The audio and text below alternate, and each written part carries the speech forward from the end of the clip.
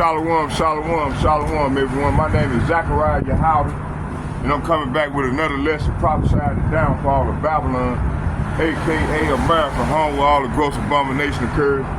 Before we start, we're gonna get a prayer in. We're gonna face the east and give some shout out to the God of the Bible. All right. Barakatah Yahweh, Barakatah Yahweh Shai, Barakatah Yahweh, Barakatah Yahweh Shai.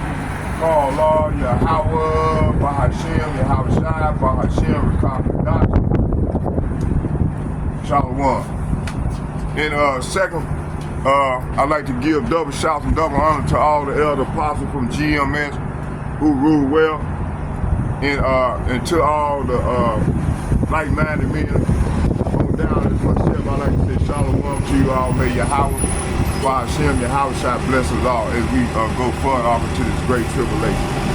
All right, let's go. So yeah, man, like I said, we living in some exciting and dangerous times right now, and the Lord is bringing judgment on the earth. And I wanted to go into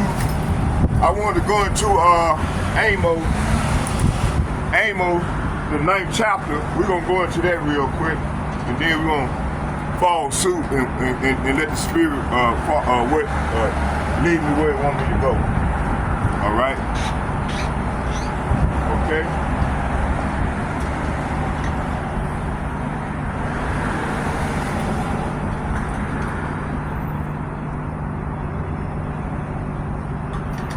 Let's go. Let's get it. All right.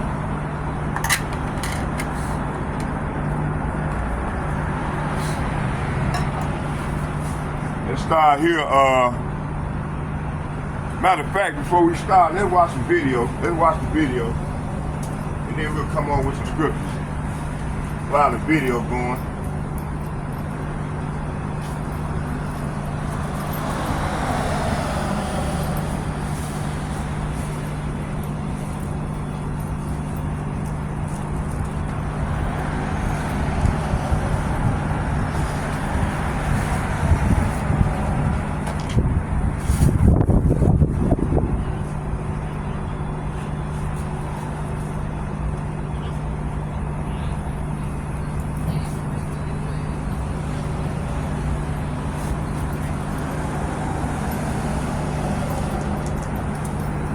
All right, let's go.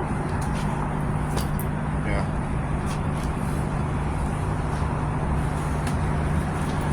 All right.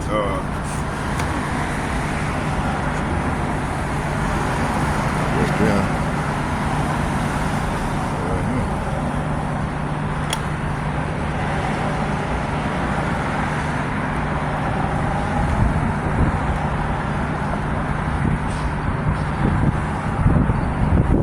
All right, let's go.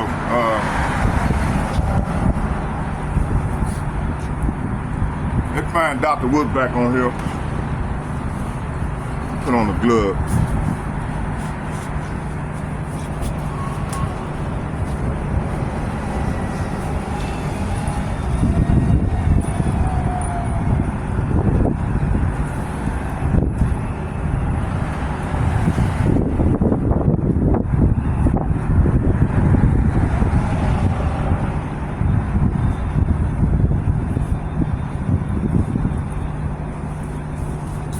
These old hands warm up a little bit. Yeah. Okay.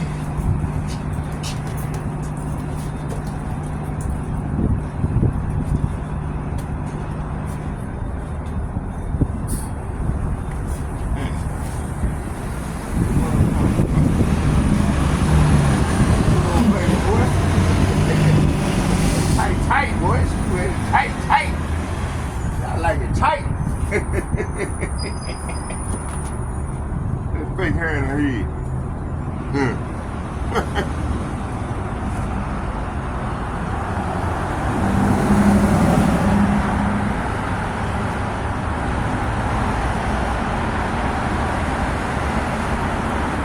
Y'all bear with me.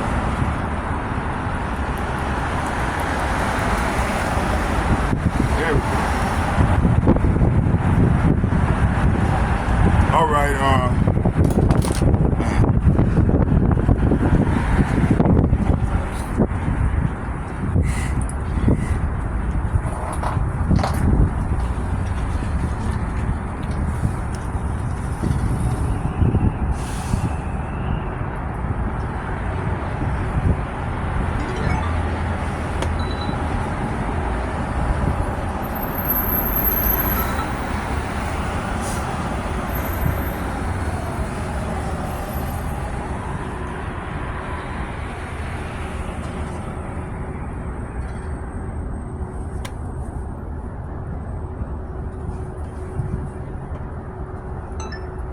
Okay, we hooked up.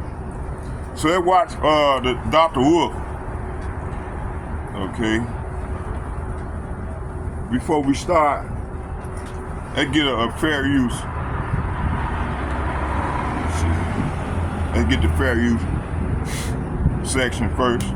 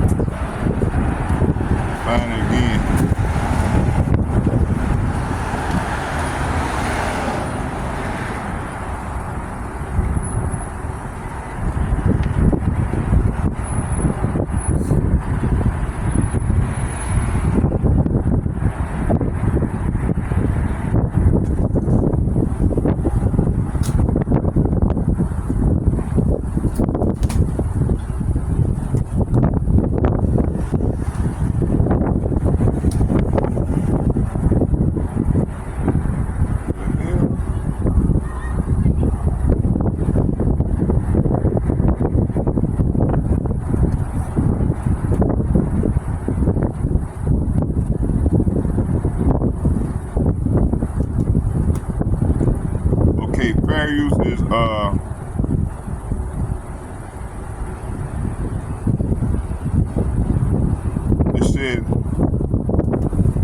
it said notwithstanding, it says section 17 U.S. Code 107, limitation on exclusive rights of fair use, notwithstanding the provision of section 106 and 106A. Fair use of a copyright work, including such use by reproduction of in copies or phone records, or by any other means specified by that section for purposes such as criticism, comment, news, reporting, teaching, including multiple copies. It said multiple copies for classroom use, scholarship, or research is not an infringement of copyright in determining whether the use made of the work is, in any particular case, is a fair use. The factor to be considered shall include: one, the purpose and character of the use, including whether the use is of a commercial nature or is for non-profit educational purpose. Two, the nature of the copyright work. Three, the amount of substantiality of the portion used in relation to the copyright work as a whole. And four, and the effect of the use is upon the potential market for a value of the copyright work. The fact that the work is unpublished shall not be itself bar the finding of fair use. In such finding is made upon the consideration of all above factors. So fair use of this copyright. I'm not getting paid. I'm not benefiting from it. It's just only for educational and criticism purposes. Okay, let's go here to the video. Let's find the video.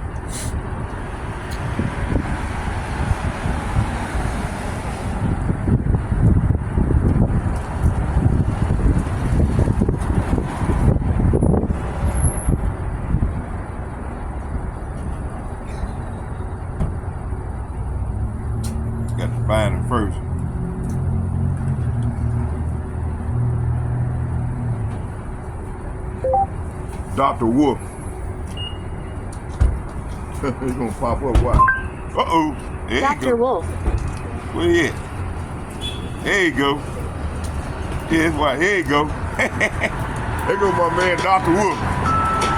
Hey, Dr. Wolf be going hard on him, boy.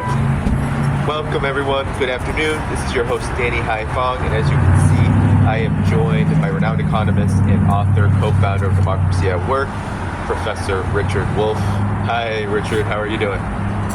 Okay, Danny. Glad to be here and glad to be able to talk about the things that I suspect are bothering you, me, and a good part of our audience. How you doing? Indeed. Well, I wanted to begin, Professor Wolff, with this. Donald Trump came riding on his white horse into the Oval Office, or that's what he perceived himself to be doing, and he declared the decline of the United States, of the U.S., is over now, that his administration is going to reverse the tide. Professor Wolff, you have one of the, I think, strongest takes and analyses on the decline of the U.S. empire. Trump says he's going to reverse it. Could you explain what exactly is happening to the U.S. empire, and does Trump have any chance of reversing this at all?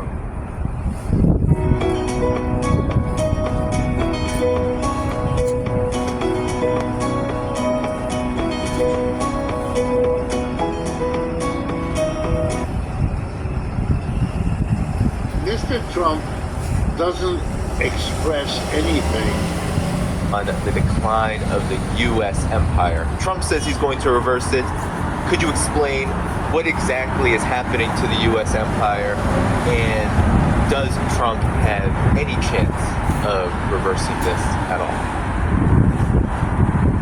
Mr. Trump doesn't express anything that would give me the sense that he has even the faintest clue about what the decline of the United States involves and what it represents.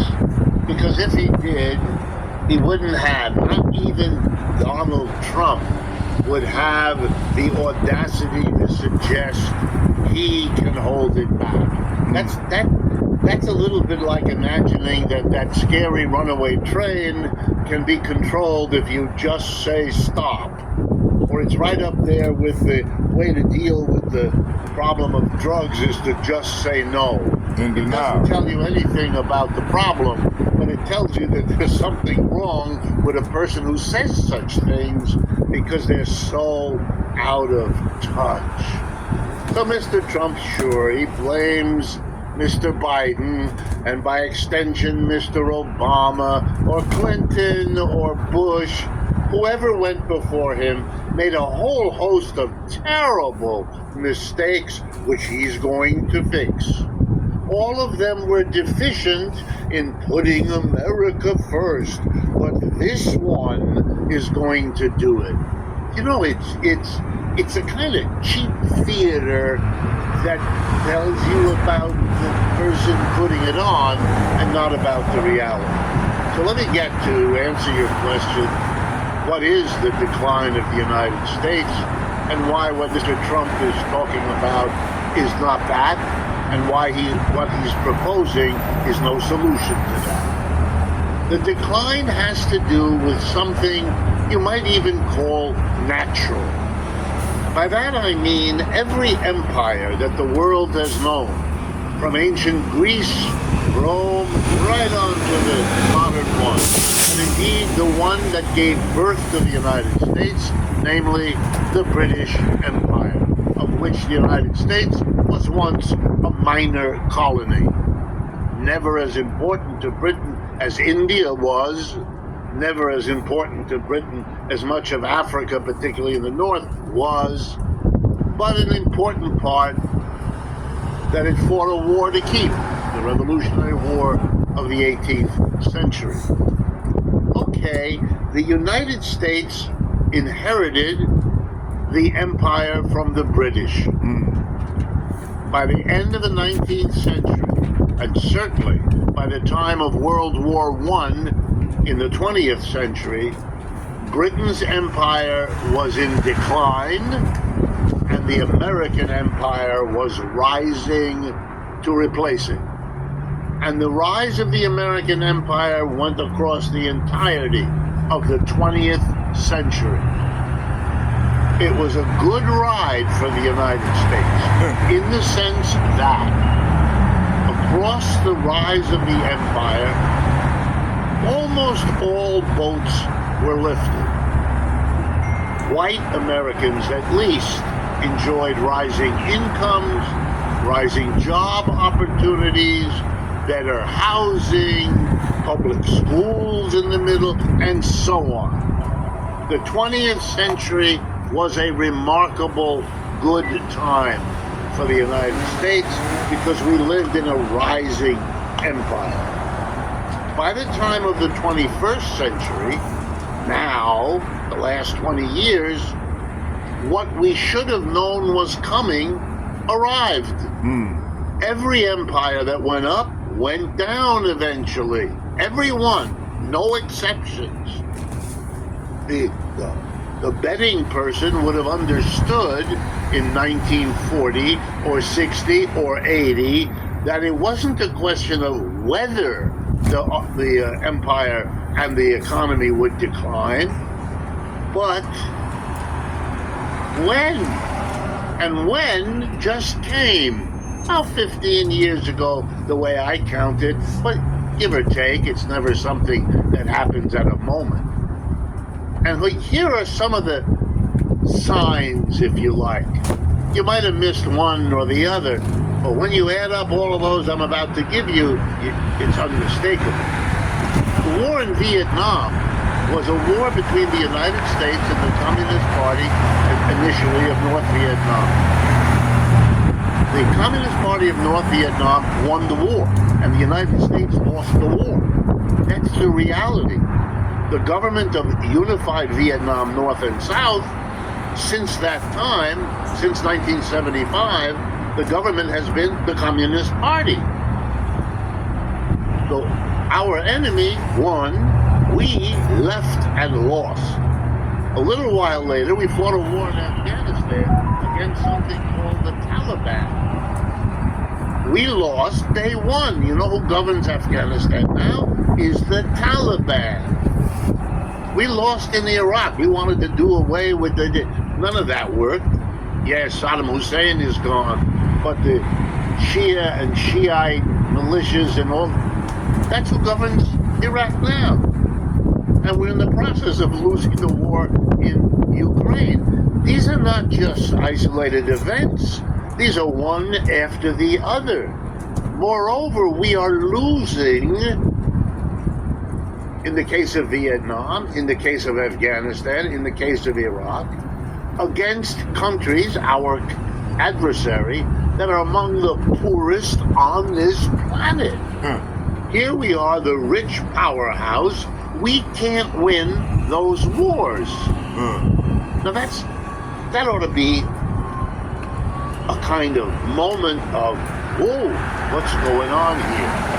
But the signs are even bigger and easier to list.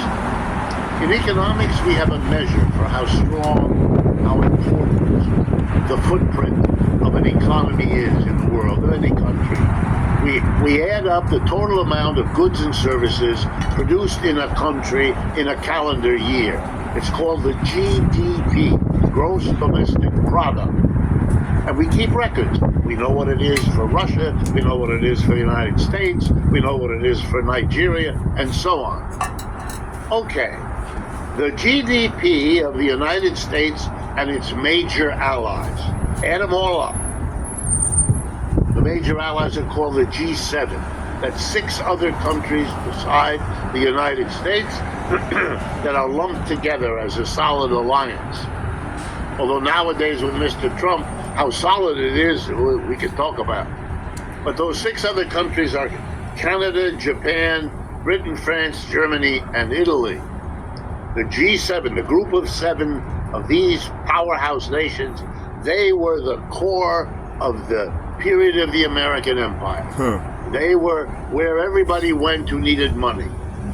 Any country wanted to build a railroad, they go there, make a loan, make an investment, work it out. They go to Washington, they go to London, etc. Now there's a new player in town. They are not the only economic power. And what it turns out is since 2020, that's 5 years now, they are not even the number one economic power, let alone the only one. They've been displaced. There's another center for world wealth and power. The core economy there is the People's Republic of China. Uh-oh. With its Boy. allies, we are called the BRICS, B-R-I-C-S. Brazil, Russia, India, China, South Africa, to which a whole bunch of other nations have been added. Now I count them about 22 altogether. And what's interesting about these 22 is that together, their GDPs, if you add them up, are significantly bigger than what you get if you add up the GDPs of the G7, the United States and its allies. For the United States and its allies, you add it up, it's about 28% of the world's output. If you add up the GDP of the BRICS, it's about 37% of the world's output. Uh-oh, that's where the wealth is concentrated in the world today. Okay, it says here, let's go to some scriptures.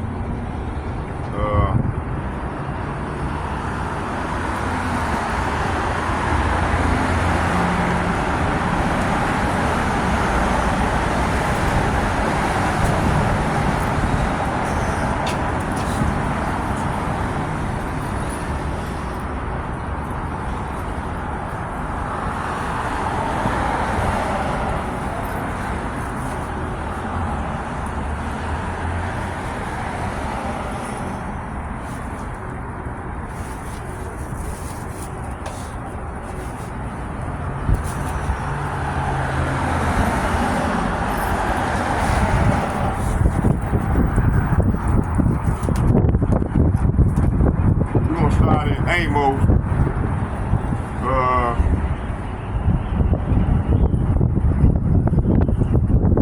we're gonna start in Amos. Amos chapter 9. We'll go there first.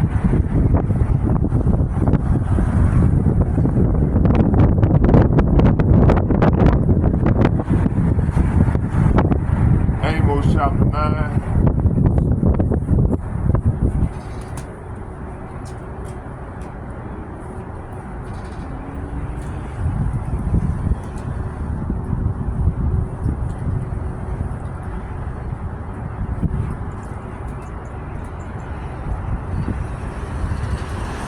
Amos chapter 9.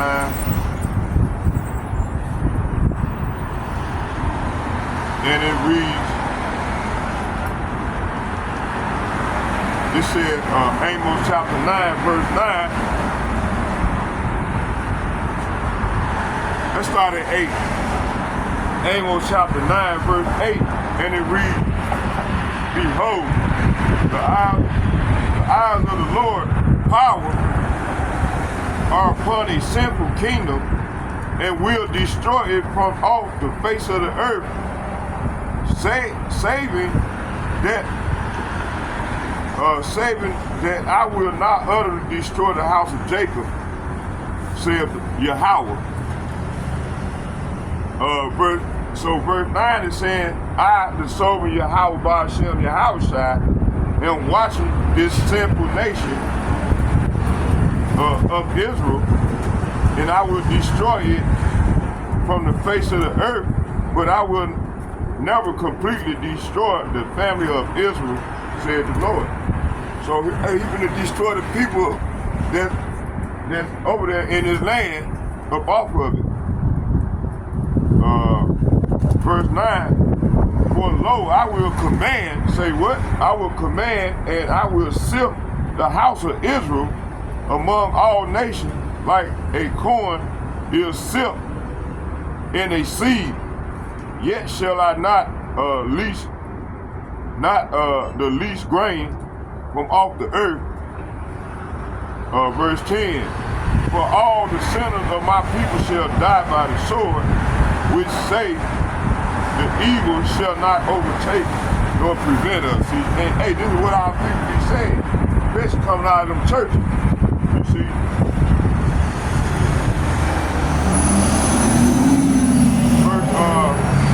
verse 8 through 10 is saying, the soul of Yahweh Hashem Yahushua am watching this sinful nation of Israel, and I will destroy it from the face of the earth, but I will never completely destroy the family of Israel, says the Lord.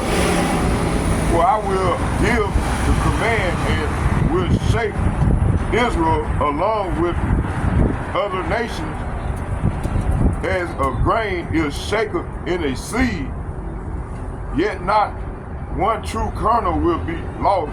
Verse 10, but all the sinners will die by the sword, and all who say nothing bad will happen to us.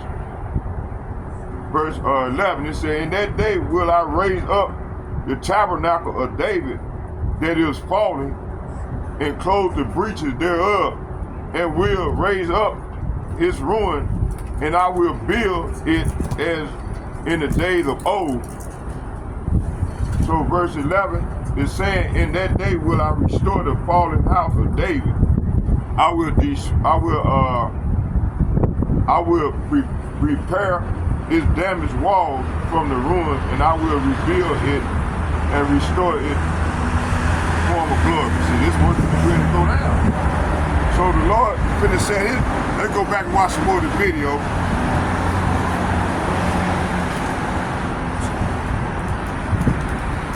And then I'll just go, I'm gonna interject every now and then. So this is what's going on. The Lord finna restore his people, man. And he finna even to ruin this place finna be a ruin.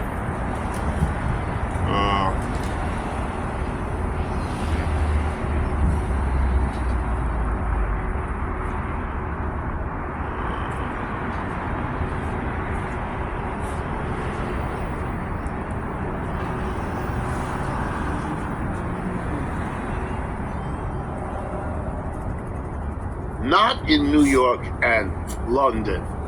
And you know what? It's showing up everywhere. Every African country thinking about building a railroad. Yeah. They go to Washington and London to get financing, to make arrangements sometimes. But they can play these two powerhouses against each other, and they all do. They then go to Beijing or New Delhi or somewhere, and they see if they can get a better deal, which they often do, which is why railroads right now in Africa are being built more by them than by the G7. And I could go on and on and on. The International Monetary Fund, an institution set up by the United States and the G7, and faithful to them, and supportive and biased toward them, issues an annual list of how each economy is growing, not how much GDP they have, but how is that GDP growing. They released, this last week, they released their numbers for the year 2024 just completed. The United States economy grew 2.8%. Right? The Chinese economy, 5%. That's almost double. In other words, the gap is growing. India's growth, according to the International Monetary Fund, in 2024 will be about 7%. That's almost 3 times the rate of growth. In other words, the gap between them is getting bigger. That's because we are, relative to them, declining. It's really kind of straightforward. It has to be understood just how powerful it is. Just because of time, one example.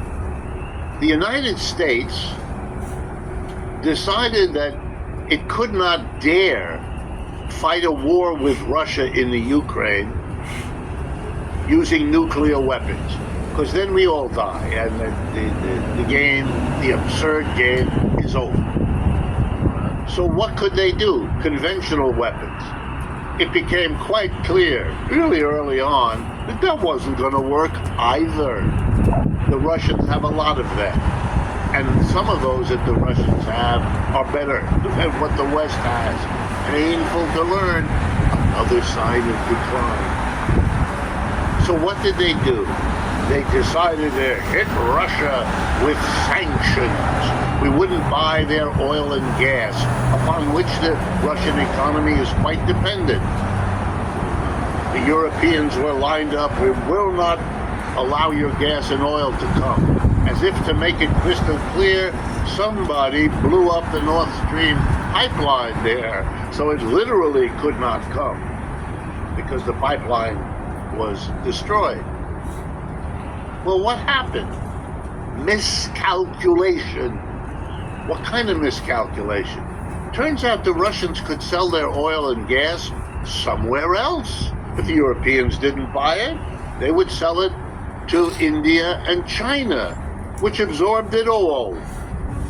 No problem. The West hadn't figured it out. The West hadn't planned. The West hadn't seen that possibility. So with all the sanctions, the war got lost anyway. Mr. Biden said, we'll bring Russia to its knees. It didn't happen. The Russian ruble will collapse. It didn't happen. The biggest economic fallout from this war against Russia was the European economy, which is in very deep decline as we speak. It meant that the calculators in Washington, who thought that the sanctions war would solve the problem, didn't understand the decline of the American economy. Mr. Trump cannot reverse any of this. The idea that he should have such power is a kind of megalomania, which even he Dr. Wolf doesn't going hard on him, rise boy. to. Oh, I may be wrong. Get him, Dr. Wolf. He can't.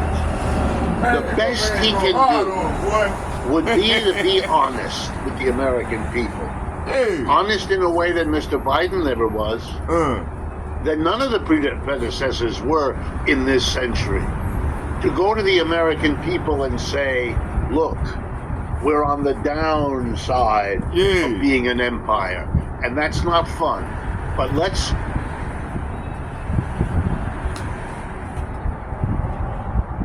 think about how we can do best as a society. I want to interject now. Let's get some scriptures as we go. I'm going to interject a little bit. Bear with me here.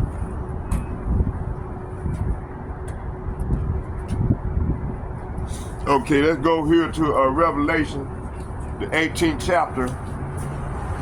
We're going to start there. Revelation chapter 18, verse 1 and 2, and it reads, and after these things I saw another angel come down from heaven, having great power, and the earth was lightened with his glory.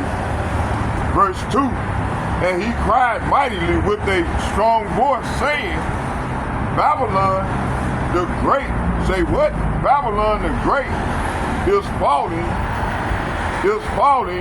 and is become the habitation of devils, and the hold of every foul spirit, and the cage of every unclean, hurtful bird.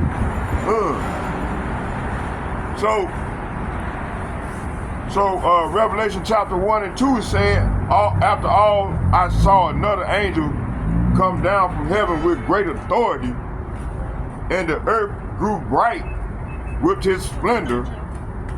Verse 2, he gave a mighty shout, Babylon is falling, that great city is falling, she has become a home for demons. Wow.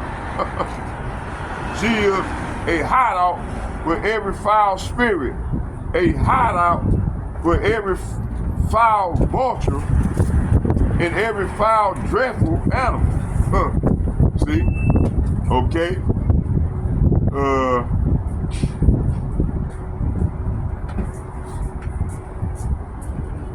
Revelation chapter 17, verse 1. One of the seven angels who poured out the seven bowls came over and spoke to me. Come with me, he said, and I will show you the judgment of that is going to come on the great prostitute who ruled over many waters. So, you know, America got many army bases on many waters. Actually, I think it's 500, 700 throughout the earth. Okay.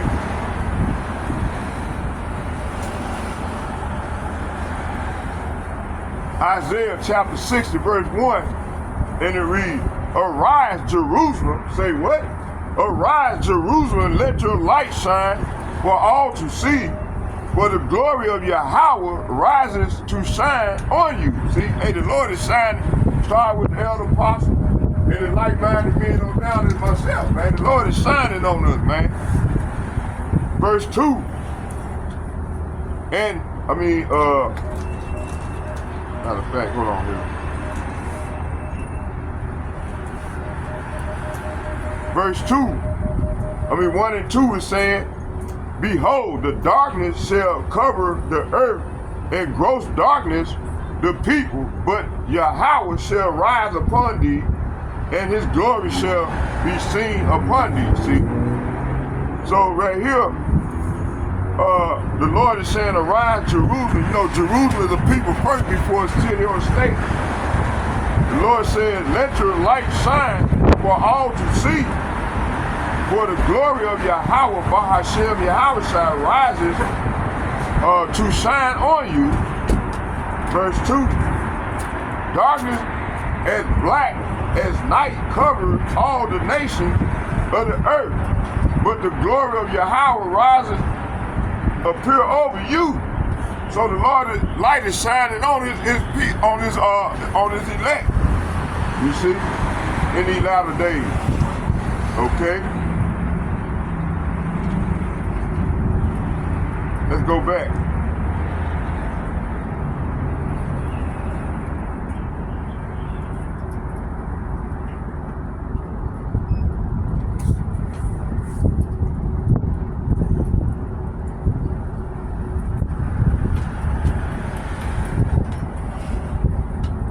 Revelation chapter 18 verse 2, and it reads, He gave a mighty shout, Babylon is falling, the great city is falling, she has become the home of demons.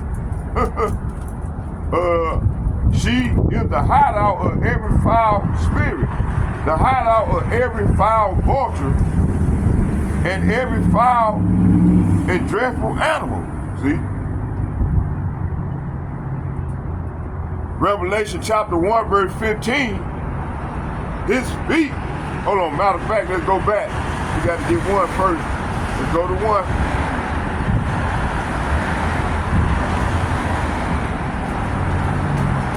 Isaiah chapter 60 verse 1, and it reads, Arise, shine, for the light has come, and the glory of Yahweh risen upon thee. Verse 2, For behold, the darkness shall cover the earth, and gross darkness the people, but Yahweh shall arise upon thee, and his glory shall be seen upon thee. Verse 3, And the Gentiles shall come into thy light, and the kings to the brightness of the rising. Talking about the northern kingdom. You see, they're gonna come into the light. Okay, let's go back to watch more of the video.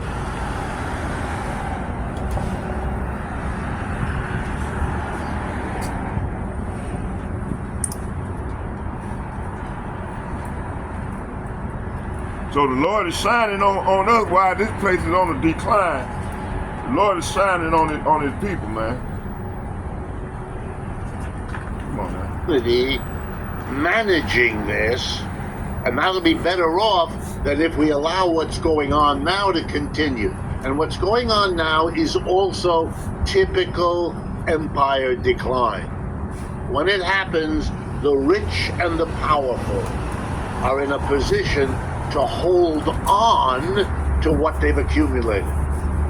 It's the rest of us, the middle and the lower classes, Got to take it on the cheap. upon whom the costs of decline are offloaded. And that's what's happening in America. Let me give you the most glaring example. We have a minimum wage, a federal minimum wage, designed to protect the poorest of the poor. And the federal minimum wage in this country is $7.25 an hour. And believe me, that's what you're paid. You're a poor person. But that's what we have. The last time it was raised by the people who run this country, the U.S. Congress, was in the year 2009, which means in the last 16 years, and in every one of those 16 years, prices rose in America, which meant that the $7.25 per hour that those poor millions got could afford fewer goods each year. We have, as a nation, savaged the people at the bottom. What kind of country does that? Try. I live in New York City. Try to live in New York City on $7.25 an hour. There'll be so much money at the end of so much month at the end of the money that you'll be standing around supplementing your income with a cap in your hand. And hoping against hope that you don't freeze to death. This is an what is going on? Mr. Trump is apparently going to cut social programs. Okay, that's what is really accommodating the decline that he pretends isn't there, and which he is going to reverse by saying as often as possible, America first, or by such profound act as changing the name from the Gulf of Mexico to the Gulf of America. I mean, it is childish what's going on here. A childish inability to face the problem, coupled with theatrics instead of a serious program. I want to remind everyone, we just had a presidential election in which neither candidate on either side said a word about we are facing a declining empire. Not a word. No. This is a country that is engaged in what psychologists call denial. You know what they mean by that? It's when a love relationship that's important to you goes south. You know, it goes on the rocks. It falls apart, as those things sometimes do. And then there's that weird moment when one of your friends finally lets you know that that's the thing, and you feel bad, not only because the relationship is broken, but that you were the last one to figure it out. Because you denied it. There were lots of signs of what he or she said or did or didn't say or didn't do, but you missed them all because you wanted to hold on. It's understandable. I understand it. I'm an American, born and lived and worked here all my life, and I'm surrounded by fellow Americans, but I'm afraid I'm the one that has to say to them, look, here's the problem. Mr. Trump's bloviating bluster, that's not an act. That doesn't even admit the problem is there, let alone have a solution. You're gonna grab the Panama Canal? You know what that's like? Being given a diagnosis of cancer and saying, right, I know what to do. I'm going right across the street to the drugstore and get another package of Band-Aids. Oh, you need help because you're not dealing with what you just were told. With the world in chaos, what's really needed is someone to finally make sense of human seemingly mad behavior. which is actually what Australian biologist Jeremy Griffith, who I consider to be the newest Charles Darwin, has done in this incredible interview. His world-saving breakthrough presents the redeeming and psychologically healing understanding of ourselves, which is the fundamental Hey, we'll paradigm watch shift about which is another the 5 minutes, then I'm gonna come on with the scripture, completely y'all. shocked after watching this interview. To see a scientist finally explain the human condition and fix the world, it's utterly astonishing. What you will hear is really the most amazing talk that has ever been heard. Yeah, and I'm glad, Professor Wolf, that you brought up Europe here, because I wanted to play for you what Ursula von der Leyen recently just said. And to me, I believe that Donald Trump sees the United States as immune to this. It uses this kind of isolationism rhetoric, while at the same time, he proposes the same exact policies. This is what he's been doing. He's all recently just threatened Russia with tariffs, taxes, sanctions. He doesn't like the word sanctions, but he's been advocating for economic war. But here is what Ursula von der Leyen had to say at the World Economic Forum meeting in Davos about just what these policies have done to Europe. Before the start of Putin's war, Europe got 45% of its gas supplies and 50% of its coal imports from Russia. Russia was also one of our largest oil suppliers. This energy appeared cheap, but it exposed us to blackmail.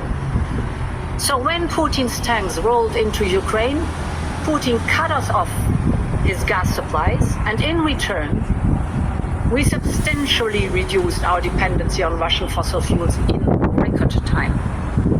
Our gas imports from Russia went down by roughly 75%. And now we import from Russia only 3% of our oil and no coal at all anymore. But freedom came at a price. Households and businesses saw sky-high energy costs, and bills for many are yet to come down. So, Professor Wolf, Donald Trump says, oh, well, we are going to do the opposite, which is a tariff war rather than a sanctions war. Could you talk about, one, what is the impact that these tariffs are going to have? Because he's saying tariffs on every BRICS, Canada, Mexico, China, on and on and on. What is the impact of these tariff wars? How does it differ then from the impact of sanctions that Ursula von der Leyen in so much detail laid out? Well, I got to hand it first of all to von der Leyen. Turning history upside down in order to justify your behavior is a common activity. I don't admire it, but I don't fault her for doing it. She has a hard problem. The war in Ukraine, which she has been an enthusiastic supporter of on the side of Ukraine from the beginning, one of the most enthusiastic, is not working well. I'm being polite.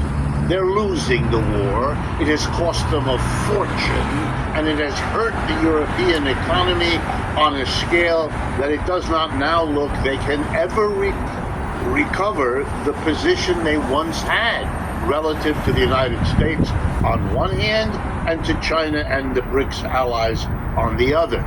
Europe is in deep trouble.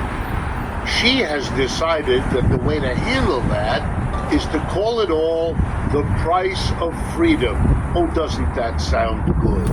And in order to make the story stick, to make the bad guy Russia, which of course is convenient because it's the other side of the Ukraine war, and now they can say that the cutoff of oil and gas energy to Europe is something that was part of Putin's war chest. That's nonsense. And it's a shame she should try it, and it would be a bigger shame if anyone in her audience believed it. Mr. Putin had no reason to do that. Mr. Putin had every reason to sell oil and gas. because that's the income upon which Russia relies. Not the only source of its income, of course, but it's a major export and therefore crucial. If you're going to go to war in Ukraine, you want more than usual to get that revenue secure. He didn't want to cut off to Europe, and he didn't need to. Cutting off energy to Europe would not and did not stop what Europe did to help Ukraine in the war.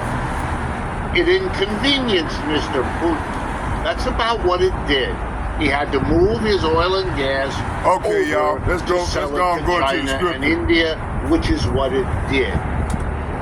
So there is nothing at all to support her fanciful make-believe that somehow freedom and its price is what is causing the suffering in Europe. And it's above all true for her own native Germany. Germany used to boast about its Wirtschaftswunder. That's German for economic miracle. What was the miracle? That for most of the last 50 years, the German economy was the engine inside Europe, the growth sector. Okay, let's go here. Let's go to the scriptures. First, what we're gonna do is we're gonna go to. Let me see.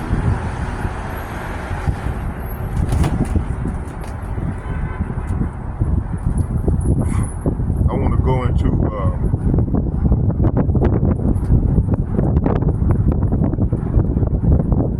got some stuff already written down. No, we don't want to do that. We want to go right here.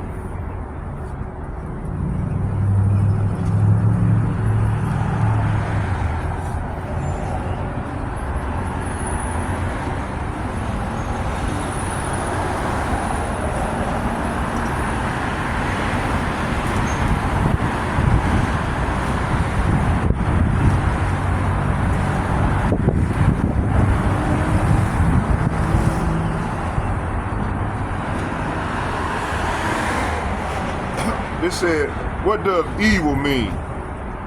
It's an adjective, morally wrong or bad, immoral, wicked, evil deeds, an evil life, harmful,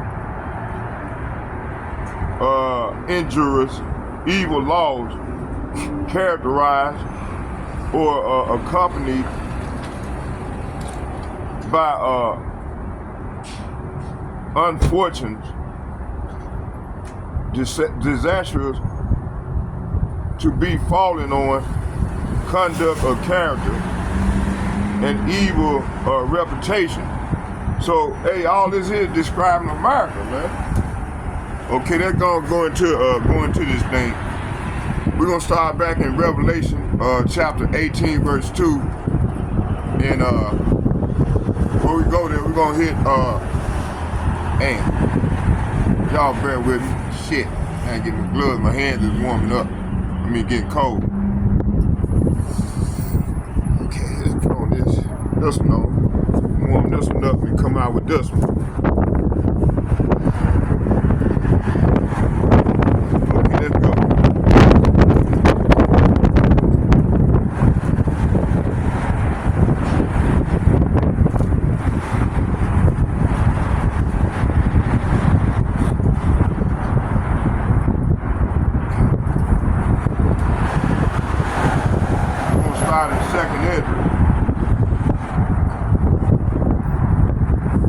Second Ezra, chapter 15.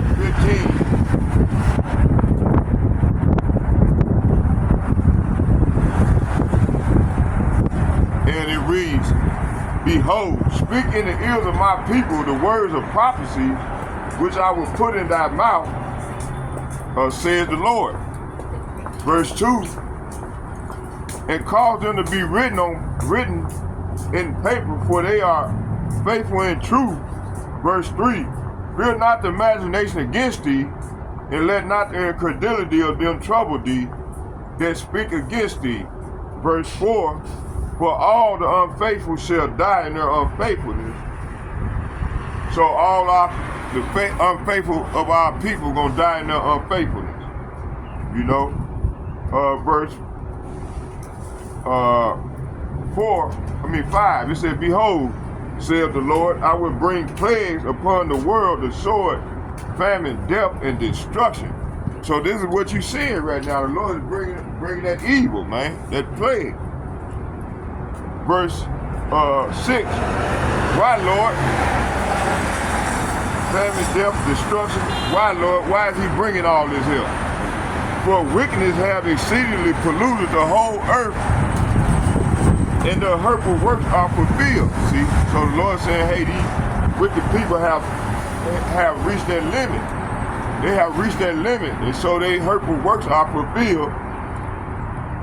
Verse 7, it said, "Therefore saith the Lord, I will hold my tongue no more to touching their wickedness, which they profanely commit. Neither will I suffer them in those things in which they wickedly exercise themselves. Behold, the innocent and righteous blood crieth unto me, and the souls of the just complain continually." Say, hey man, we complain continually about these devils, you know, about these elites trying to take over the world and its resources and bringing about an authoritarian society, you know, a totalitarian society, you know. Okay. Verse 9, it says, "Therefore, said the Lord, I will surely avenge them and receive unto me all the innocent blood from among them." Verse 10, "Behold, my people is led as a flock to the slaughter, and I will not suffer them now to dwell in the land of Egypt, but I will bring them with a mighty hand and a stretched out arm, and smite Egypt with plagues as before, and will destroy all the land thereof." Verse 12, "Egypt shall mourn, and the foundation of it shall be smitten with the plagues and punishment that Yahweh, Bahashem Yahushua, shall bring upon it." Verse 13, "They that till the ground shall mourn, for their seed shall fail through the blessing of the hail, and with the fearful consolation." Verse 14, "Woe means death and destruction to the world and them that dwell therein." Verse 15, "For the sword and their destruction draw nigh, and one people shall stand up and fight against another, and sword in their hand."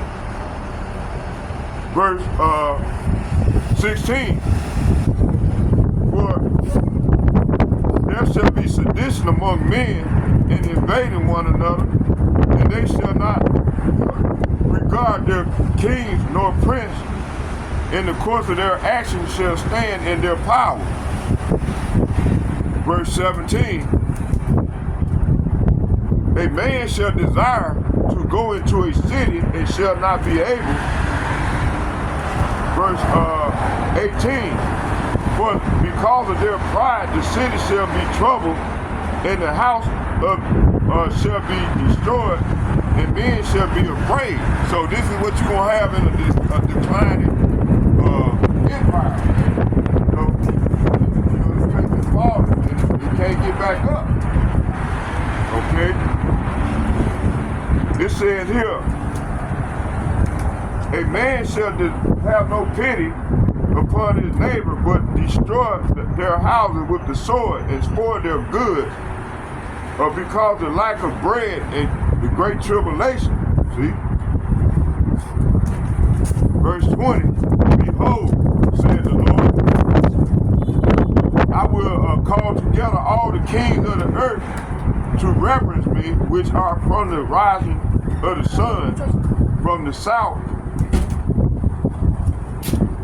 from the east, and Lebanus, to turn themselves one against another, and repay the things that they have done to them. So, hey, the Lord is going to bring that recompense on these heathen nation, man. Okay, let's go back to Revelation chapter 18, verse 1.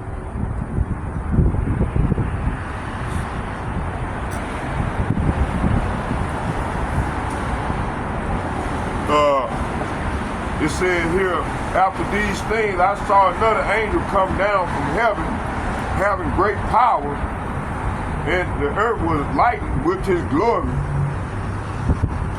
So this is saying, after all this, I saw another angel come down from heaven with great authority, and the earth grew bright with his splendor. Revelation chapter 17, verse 1. And it reads, and one of the seven angels who had poured out the seven bowls came over and spoke to me. Come with me, he said, and I will show you the judgment the judgment that is going to come on the great prostitute who rules over many waters. Okay.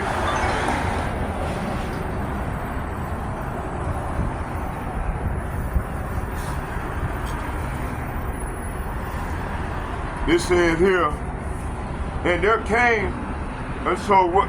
Verse 7 is Revelation chapter 17, verse 1 is saying, one of the seven angels who poured out the seven bowls came over and spoke to me.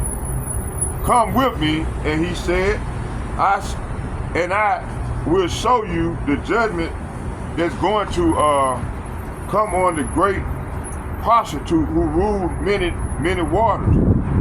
Okay, let's go into it.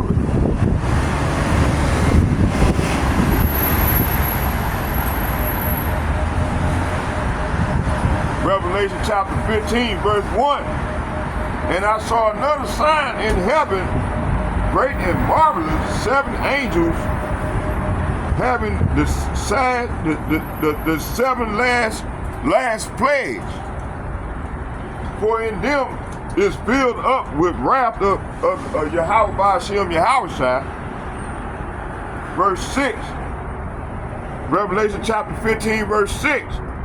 And the seven angels came out of the temple having the seven plagues, clothed in pure white linen, having their breasts girded with golden girdles. Revelation chapter 17, verse 1. And it reads, and there came one of the seven angels which had the seven vials and talked with me, saying unto me, come hither, I will show unto thee the judgment of the great whore that sitteth upon many waters. This is talking about America. She's the great whore that sit on many waters. Okay.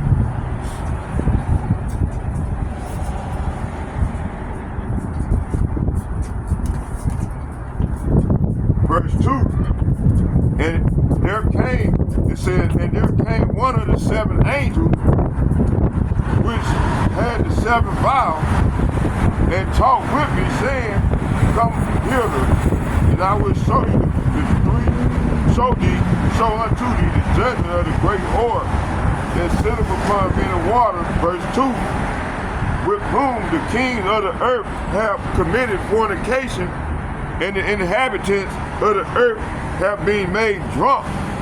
And drunk, made drunk, and talking about these philosophies, these doctrines, these ways, these belief systems, with the wine of her fornication, see? Verse 3, so he carried me away in the spirit unto the wilderness, and I saw a woman sitting upon the scarlet colored beast, full of names of blasphemy, having 7 heads and 10 horns. Okay. Verse 4.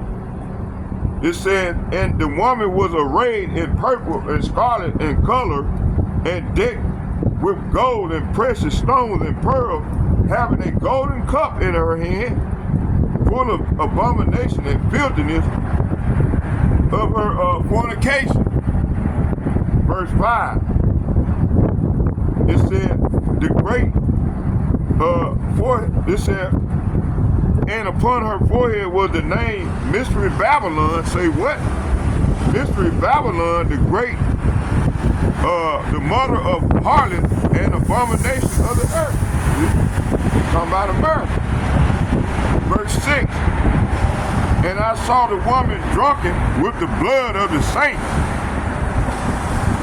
and with the blood of the martyrs of Yahushua. And when I saw her, I wondered with a great admiration. Verse 7. And the angel said unto me, wherefore didst thou marvel? I will tell thee the mystery of the woman and the beast that carried her, which have 7 heads and 10 horns. Okay. Verse 8.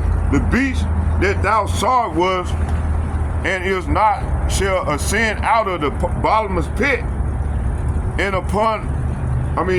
go into perdition, and they that dwell on the earth shall wonder, whose name were not written in the book of life from the foundation of the world, when they behold the beast that was and is not and yet is. Okay, so that beast is talking about this beast, this military, this corporation, man. See, right now they divided the NATO and Europe. All of them is divided. And then you got, like Mr. Wolf said, you got Donald Trump is taxing their allies, and they currently isolate America from the EU and NATO. So them are the people that gonna turn against her and gonna join them BRIC nations, and they all gonna shoot them arrows at this place, man. Shoot them missiles. Okay. You got Donald Trump saying he gonna do this and do that, man. He ain't gonna do shit. That's not ordained by the Lord. Okay?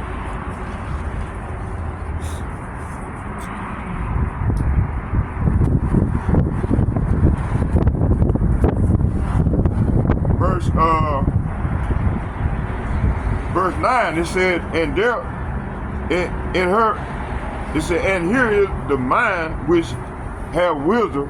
The 7 heads are 7 mountains.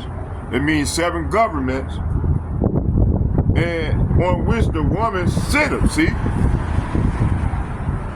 mountains represent government. Mountains and hills represent government. Verse 10, and there are 7 kings, 5 are fallen, and one is, and the other is yet come. And when he cometh, he must continue a short place.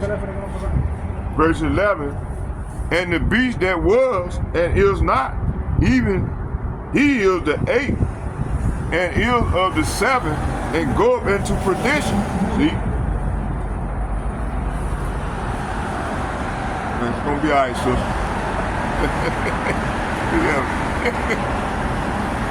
What was it? They got these spirits on them, boy. They crazy as hell.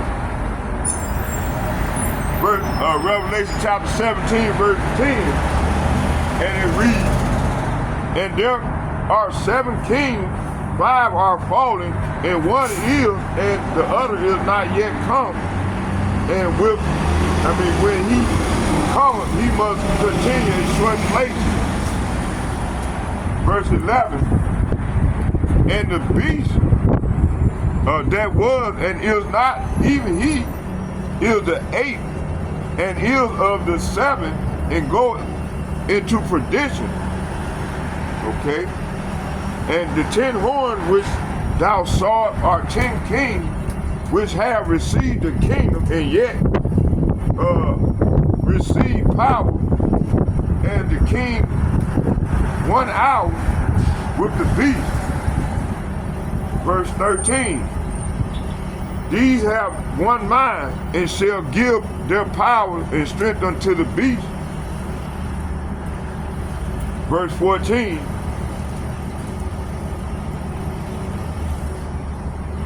These shall make war. Say what? These shall make war with the Lamb, and the Lamb shall overcome them. For he is the Lord of lords and King of kings, and they that are with him are called the chosen of and faithful. Verse 17, Revelation chapter 17, verse 15. And he said unto me, the waters which thou sawest were the horde that sitteth our people, multitude and nations and tongues. Verse 16, it said, and the 10 horns which thou sawest upon the beast, these are these shall hate the whore. Say what? So all these nations that Mr. Wolf was talking about, they're gonna turn against this whore.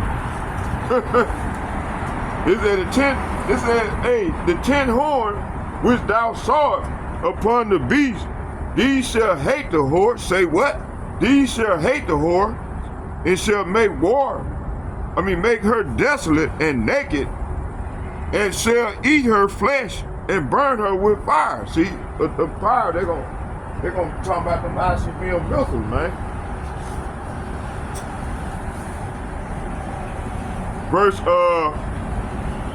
Verse 17, for Yahweh by Hashem Yahushua hath put in her heart to fulfill his will, and to agree and to give their kingdom unto the beast, until the word of power shall be fulfilled. See? So this is what's going on now.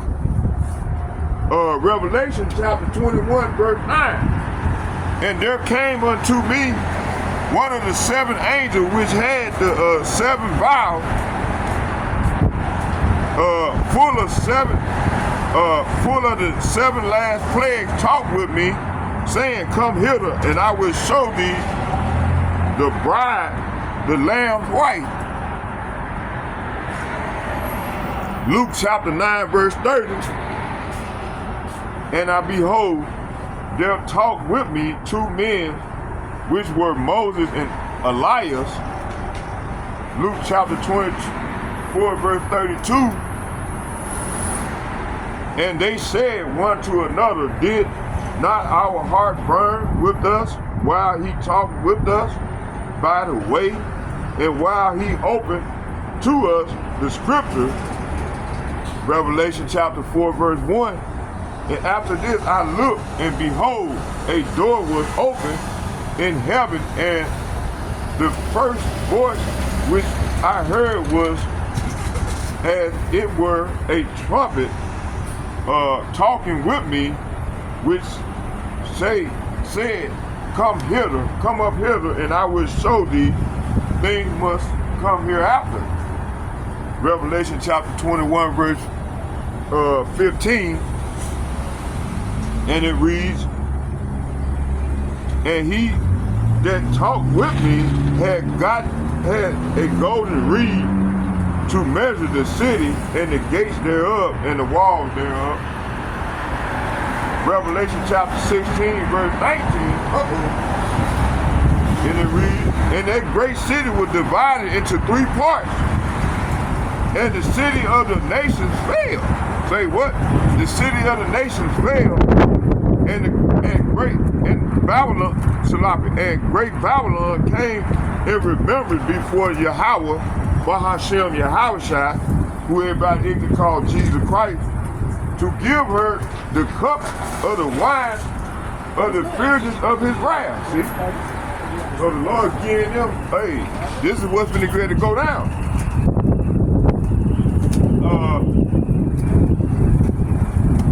Revelation chapter 16, 18 verse 16, and saying, at last, that great city that was clothed in fine linen and purple and scarlet and decked with gold and precious stones and pearls, verse 17, Revelation chapter 18, verse 17 and 18, and it reads, for in 1 hour, say what?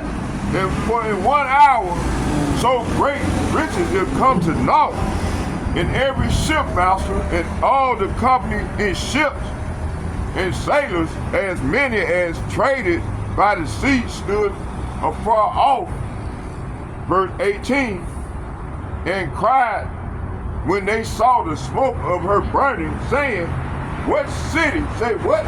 What city, say what? What city is like unto this great city? Verse 19, Revelation chapter 18, verse 19, and they cast dust on their heads and cried, weeping and wailing, saying, at last, that great city wherein were made rich all that had ships in the sea by reason of her coastlessness. For in 1 hour she is made desolate. So it ain't gonna take the Lord for 1 hour to destroy this bitch. And get that great horse. Isaiah chapter 57 verse 3. But draw near hither, ye sons of sorcerers, the seed of the adulterer and the whore.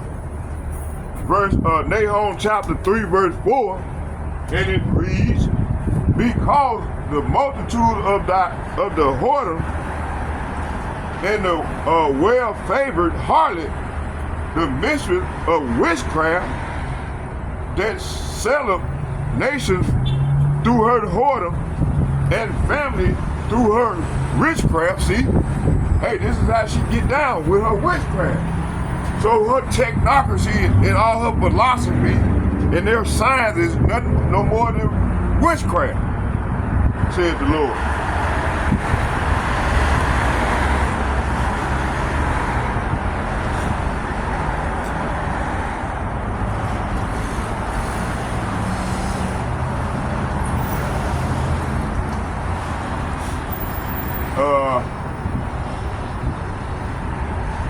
Nahum chapter 3 verse 5, behold, I am against thee, saith Yahweh of hosts, and I will discover thy skirts upon thy face, and I will show the nation thy nakedness. Hey, that's what's going on now. The Lord is exposing her. She's been made bare, you see.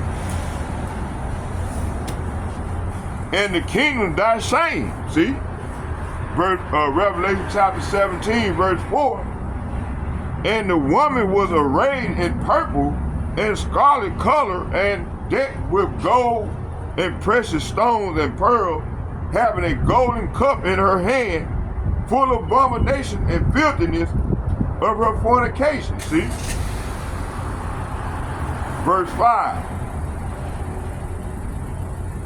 It said, and upon her forehead was the name written, Mystery Babylon the Great, the mother of harlots and abominations of the earth.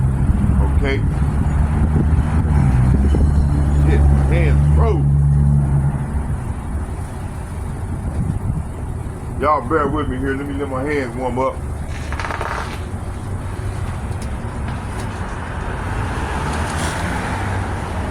Let these hands warm up, boy.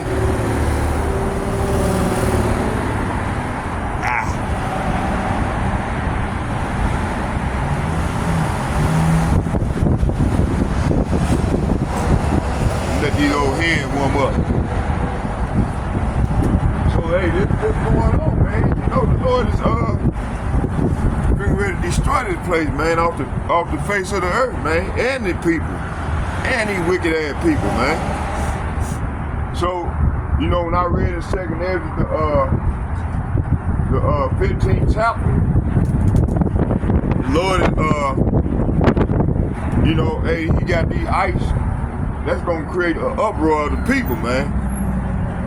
You know, and it, like I said, you know, this just like Mr. Wolf said, this is a decline of a fallen kingdom, man. This place is falling, man, and it's being gutted out within. This is what's going on. And then you got these Babylonians, they walk around here in denial, man. They in straight denial. You know? That's what's going on. See? Man, let me let my hands warm up. Shit. Got froze on me. You get this last stretch, this last 10 minutes. Okay?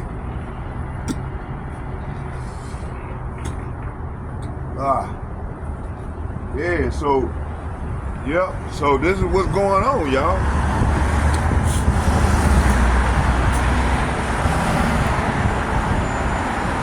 I gotta get these last few scriptures, and we're gonna close with a prayer. I'm trying to let my hands warm up a little bit. Let them got froze on me. I guess I could show that rest of that Mr. Wolf video. Hold on here.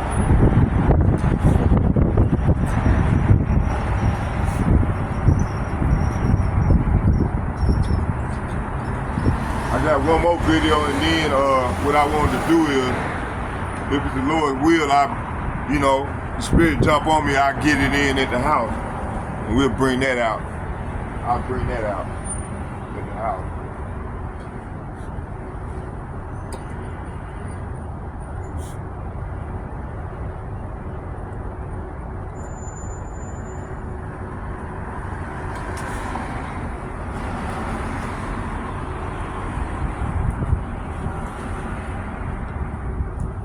You know, and you still got these people, man, they ain't still going to school, all they doing, these people gonna make,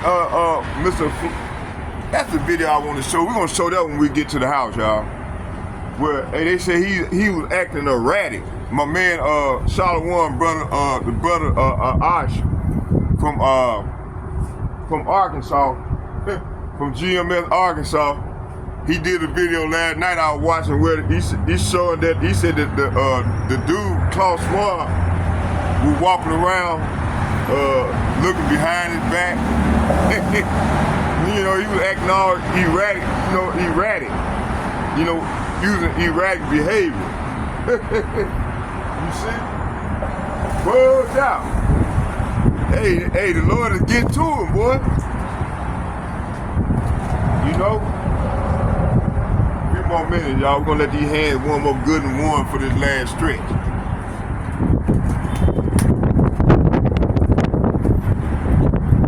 Yeah, man. I ain't been out here for a while, you know. Man, but I probably stay out a little bit longer. You know, down in Dallas, man, my brother, it's windy out there, but hey, that cold down there ain't like this cold up here, y'all. So, it's cold. When it get cold, it's cold. You see? It's cold right now. Young women, boy. They're gonna be my little concubine.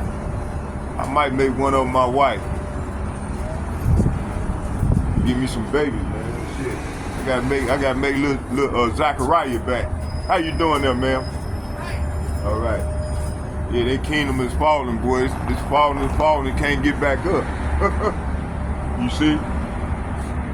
Yeah. So this is what you're seeing, a decline of a kingdom, man. They say every 250 years a kingdom falls. So this place is on the fall. And all the people in denial is the people here, the Americans, man. They been brainwashed into believing that everything is okay. That Donald Trump gonna save the world. That's bullshit. Lord been ready to destroy this place, man. And the Negro, Latinos, Native Americans, long these Speckerberg got to repent, return to their power before all hell break loose, so they can be protected. That's what's gonna go down. Oh girl, she did that. She know it's fault. Mr. Trump ain't gonna be able to save this place, man. It's beyond repairable, man. And then besides, they got to pay for the crime that it have committed against the Israelites, man. You see?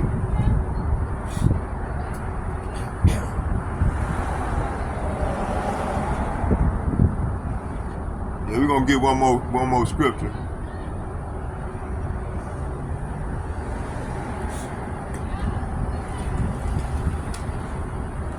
Okay, let's go and get it. Let's go and clean it on out. Let's get it. Let's get it.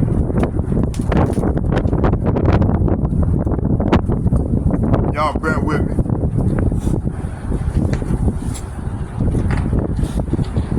See where I stopped at.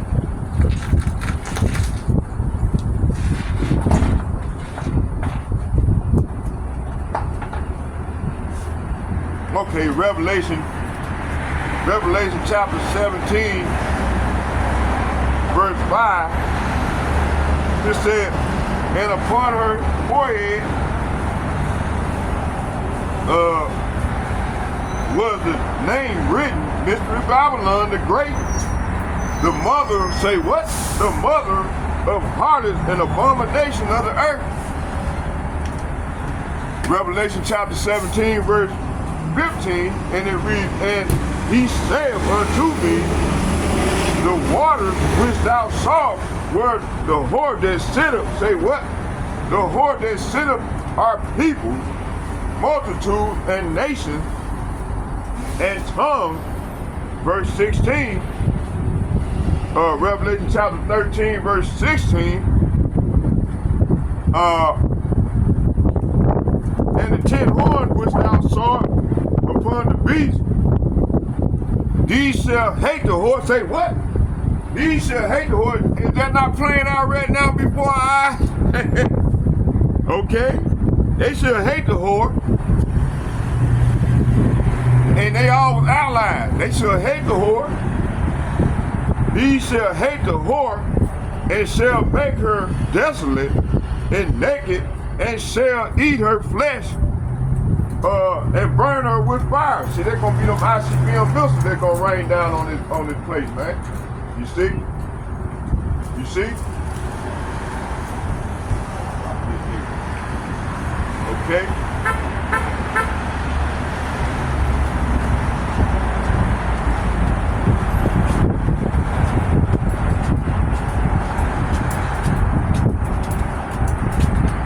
Jeremiah, this is what we're going to. You know what? We're gonna close it. We're gonna close in Jeremiah, the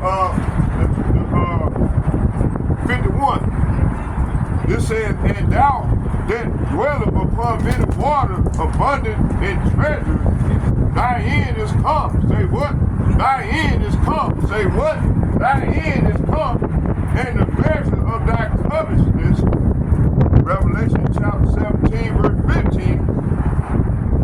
And he said unto me, the waters which thou sawest were the whore, sitteth our people, multitude, and nation, and tongue. Okay? So hey, their kingdom is falling, man. And you got, they making all these Elon Musk throwing neo-Nazi signs and shit. Hey, it's over with, Joe. Y'all having to go in the rocks of the dens. In the clefts of the rocks.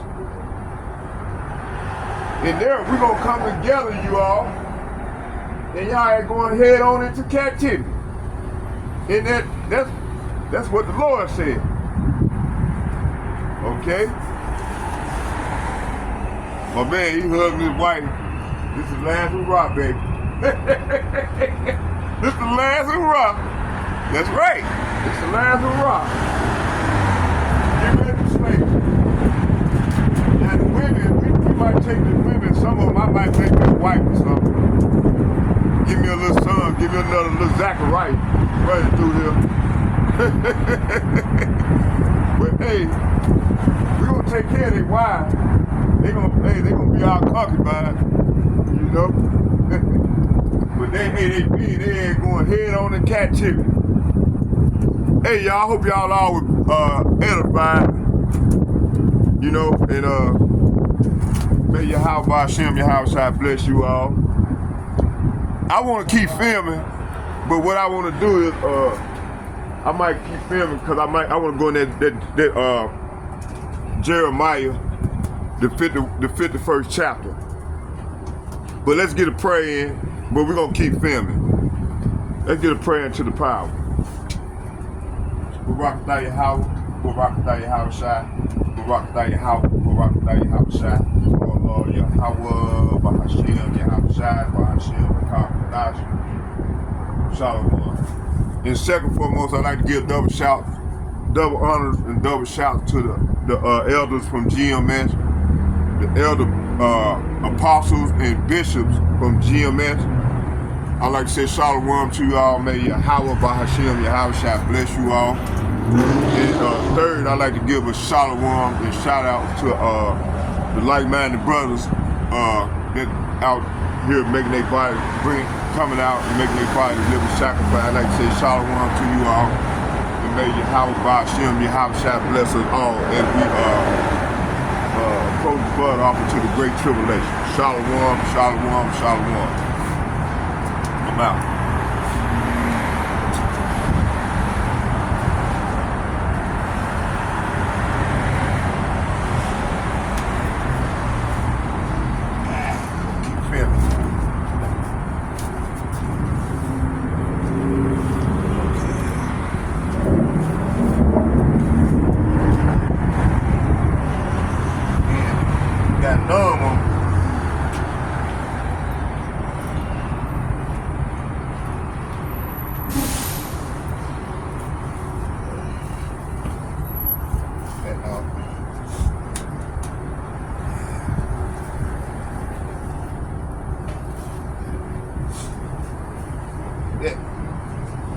It done froze up on me, boy.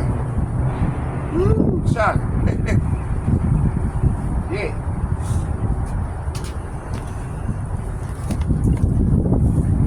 Yep. Yeah.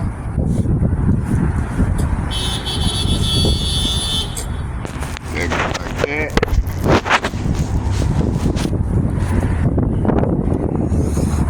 Like that, yeah.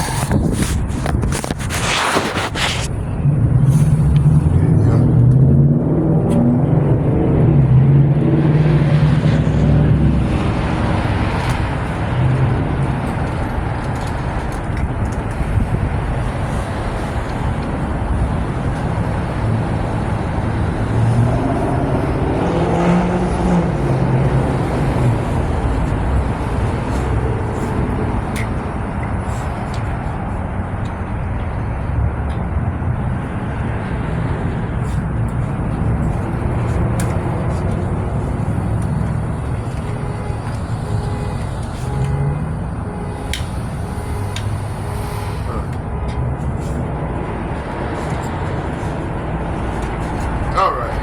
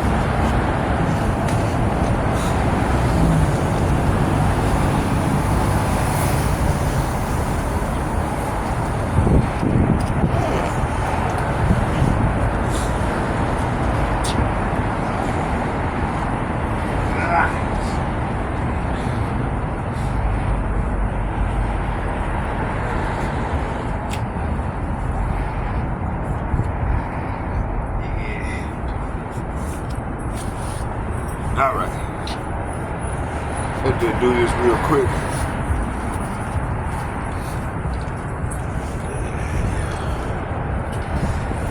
Shit.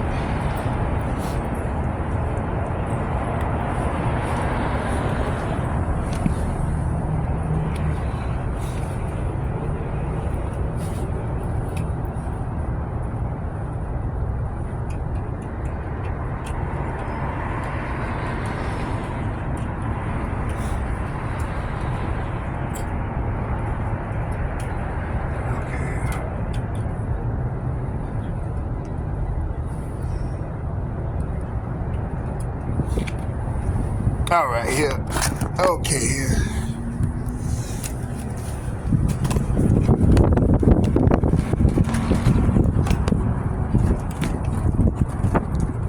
There we go. Y'all bear with me here. Okay, here. Shit. Fucking hands, boy. Rolls up on me.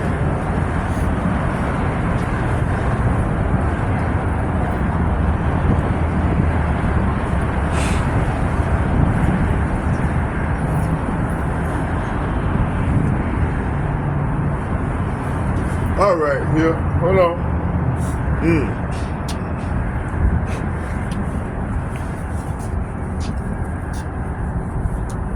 Yeah, buddy. Those hands are froze up on me. Yeah. There we go.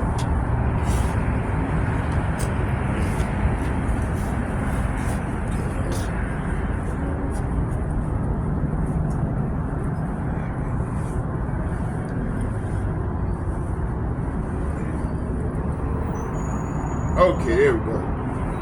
Now, let's put this up. Okay.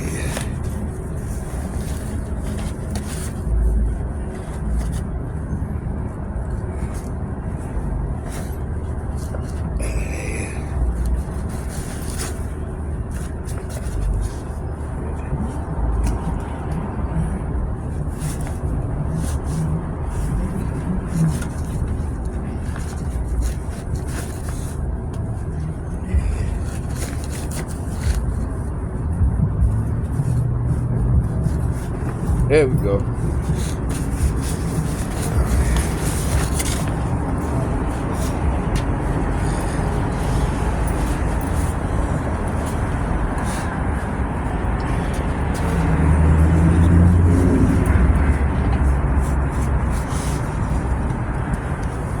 All right, yeah, so, man, it's, yeah, it's been an exciting ride, boy.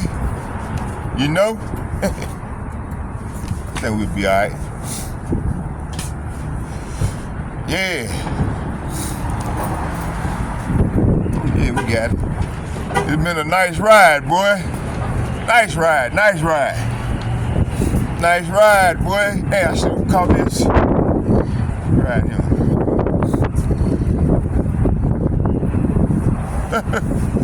Right, my man. I did. Hey, getting on. Get on, man. Hey, can I get up? Can I get on? Yes, I go to the bus stop. Man, let me on the goddamn bus, man. Shit. Crazy ass dude. All you had to do open the door, let me get on, keep going. Shit. Let go. God damn.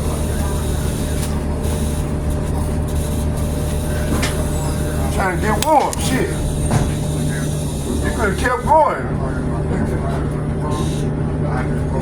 Cold as hell out here. I'm trying to get warm, that's all I'm trying to do.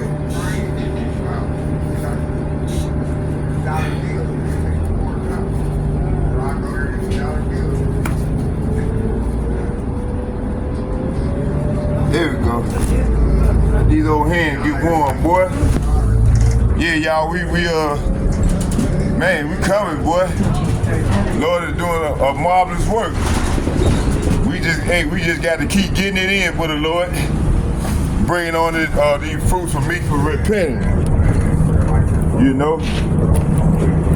And let the Lord do the rest. He's gonna do the rest. I'm gonna ride him out for a minute and get my hands warm, then we're gonna get off. See what was it. I'll bring out some more scriptures as we going. Let's see here. Man, what I did with that? What's going on, bro? Man, what I did with it. Oh, there you go. Beautiful.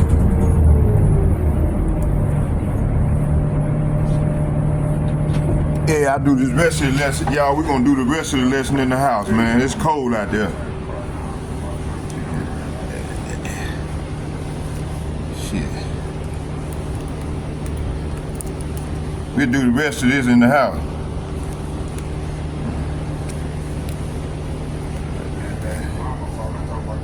My hands done got froze. Shit.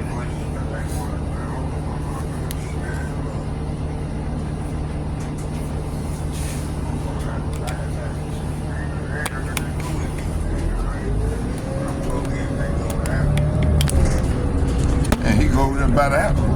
I think he right over there by the house. Shit. Might just get ride him on over to the house. Get off right there by the house.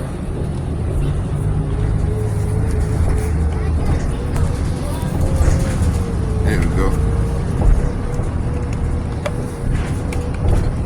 You know, I just keep going. I keep filming.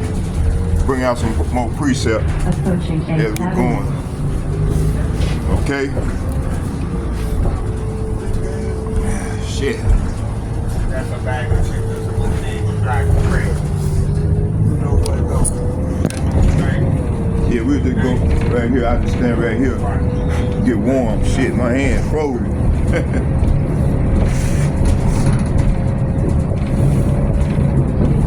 So let's go to Jeremiah 51.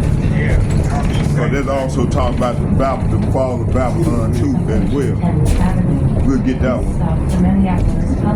Go into that. See here. Jeremiah chapter 51 verse. Let me see here.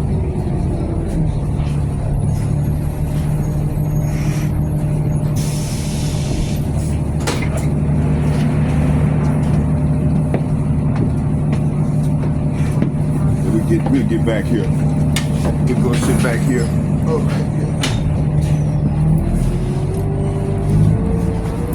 yeah. Okay.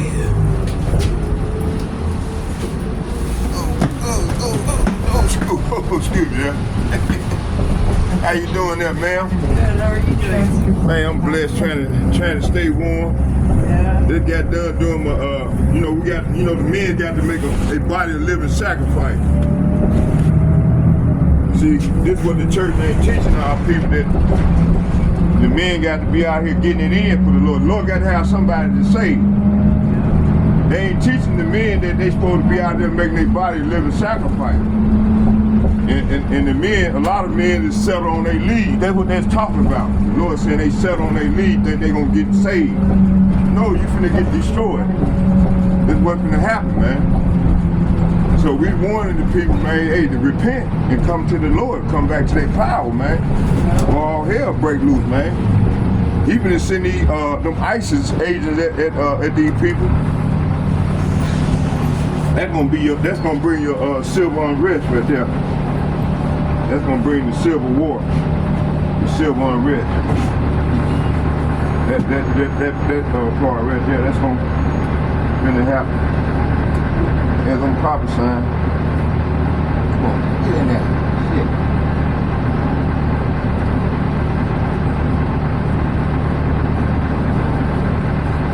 There we go. So yeah, that's what the Lord can bring right now on this earth, on his people. Okay.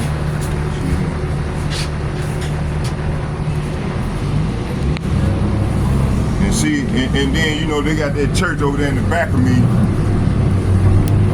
That dude lied, he be lying to them people. He telling them God loves everybody. No, the Lord don't love everybody. He hate the sinners. And he gonna destroy the sinners up out of this earth. And he said he gonna start with his people first. Called 2/3. They got to die by death by pain. They used to been hearing that. They've been used to hearing that smooth shit. They want to continue to hear the pastors and shit lie to them, tell them that they're gonna be all right. The Lord loves you still. They come as you are. You gonna be all right. The Lord loves you. No, the Lord don't love you. The Lord will kill you. That's what's gonna go down if you don't repent.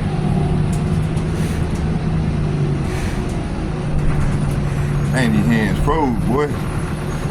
Y'all bear with me. Let me get them warm back. Let me get them back warm. Shit.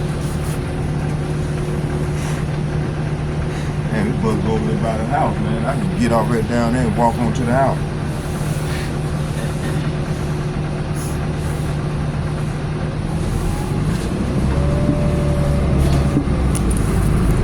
So grandbabies, This one, that's your child?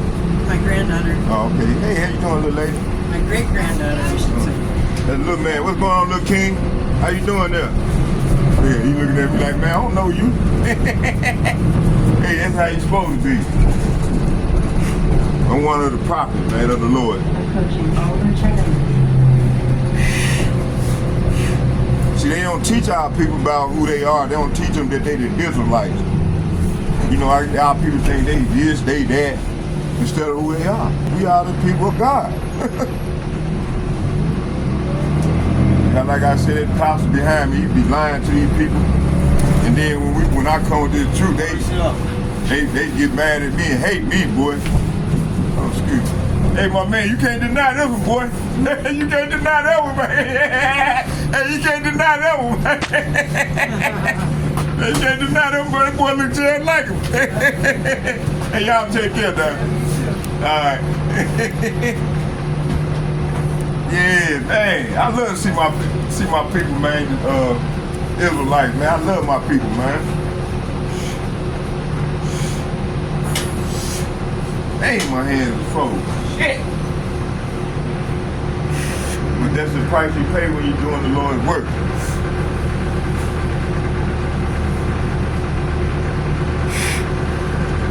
Y'all bear with me here. I'm trying to let these old hands get warm, man. They frozen.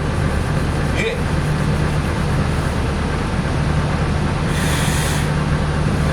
My man, he smiled. You can't deny that one, man. Can't deny that one, bro. That boy look just like him. Dang.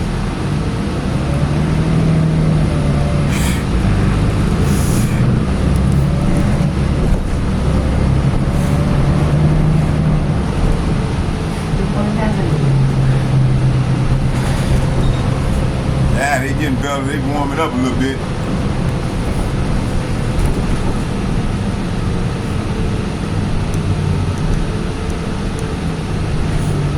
I had to get on this bus here to get warm. Shit.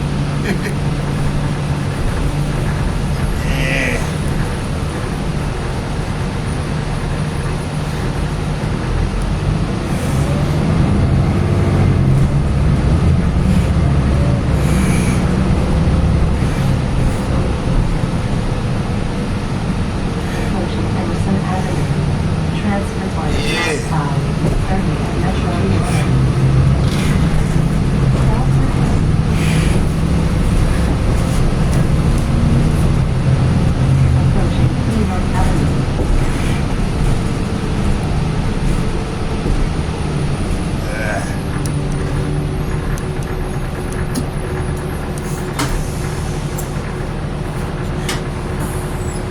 Yeah, I think he go over there by. He go over there where I stay at. Driving here. Yeah.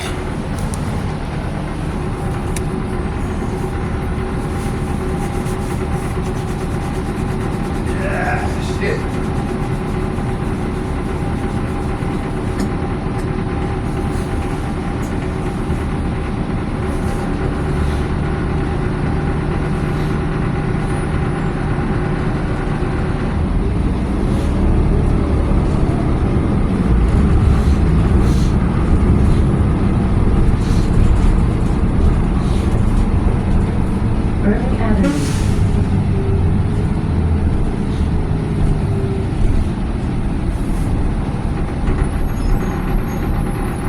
Get all right down, catch that sea line on down, and I'll be right there at the house. Yep. Oh shit.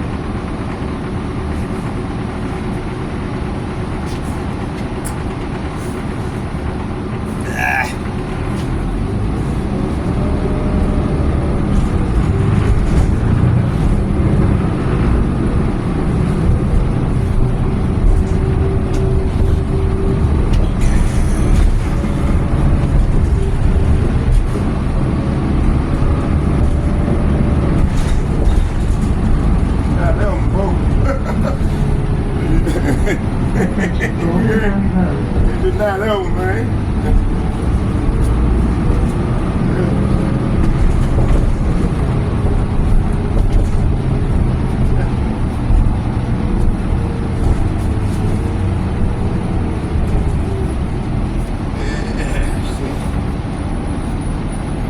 Numbed up on me, y'all. Had to put them on. Okay. Yeah.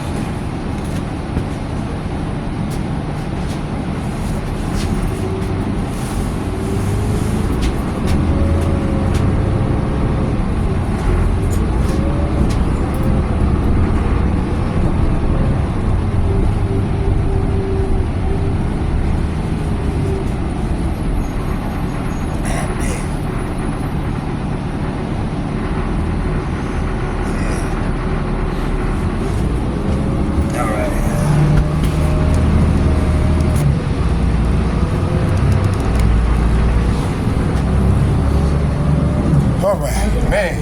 Woo, the hands is warming up, boy. Uh-oh.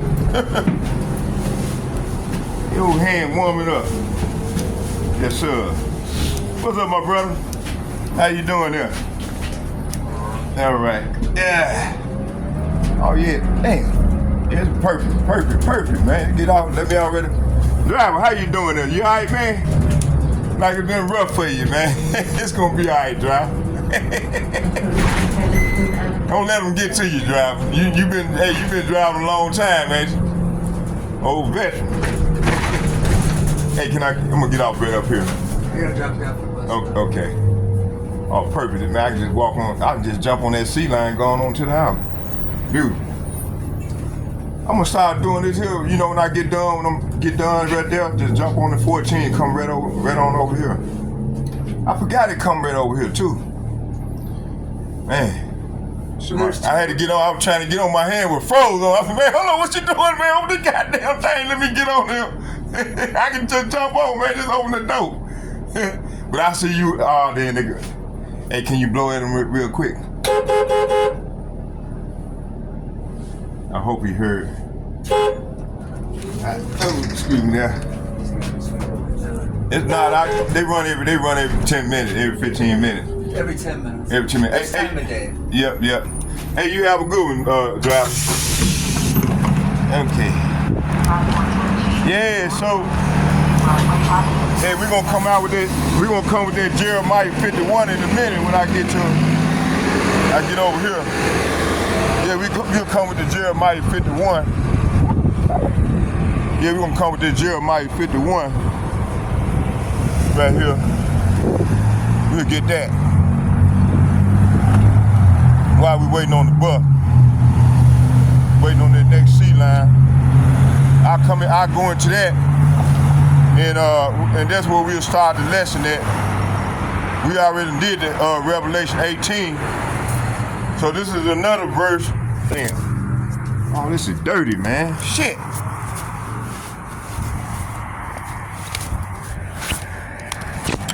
Y'all bear with me. Stand right here. There we go. Yeah, we'll get that at Revelation 30. Let's get this Revelation 51. Jeremiah 51. We'll go into this real quick.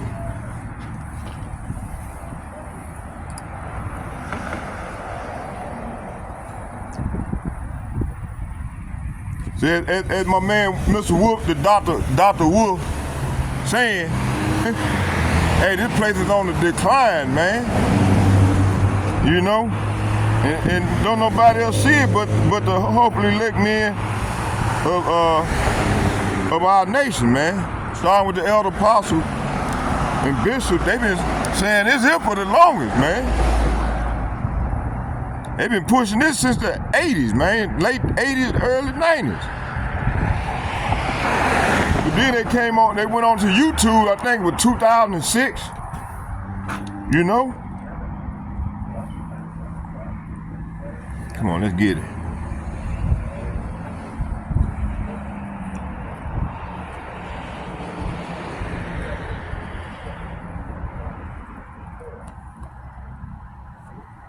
Jeremiah chapter 51. Man, my hands, they froze, boy. I had to, they froze, they locked up on me, boy.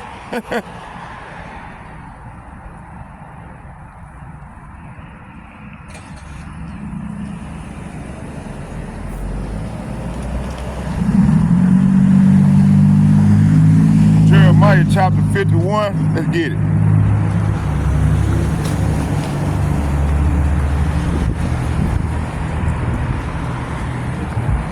Jeremiah chapter 51, verse 1. We're going to read that. We're going to read from 1 to 7. Jeremiah chapter 51, verse 1 to 7, and it reads, Thus saith Yahweh, Behold, I will raise up against Babylon and against them that dwell therein, dwell in the midst of them. Let me see. Let's go back. I butchered it. Let me read it again. It says here, Thus saith Yahweh, Behold, I will raise up against Babylon and against them that dwell in the midst of them that rise up against me a destroying wind. So what is that destroying wind? That destroying wind gonna be them ICBM missiles. They're gonna rain down on this hoe. You see? That's the destroying wind that the Lord gonna use to come up against this nation, man. Come up against this horde. Okay? Let's go here to let's go into Jeremiah chapter 1. Let me see here.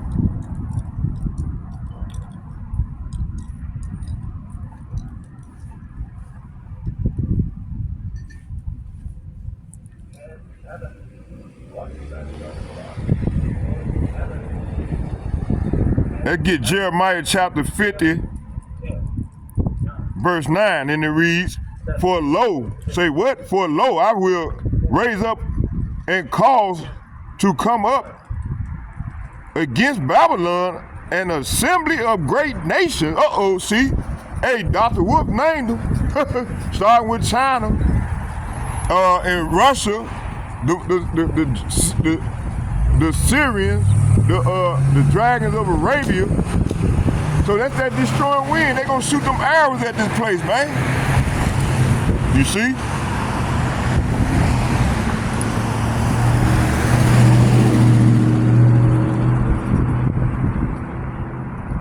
Verse 14, and it reads, Jeremiah chapter 50, verse 14.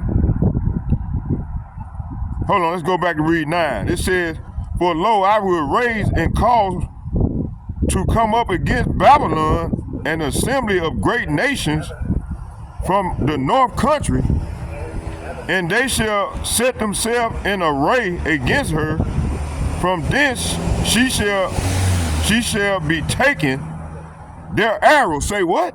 Their arrows, say what? Their arrows shall be as an mighty expert man, none shall return in vain.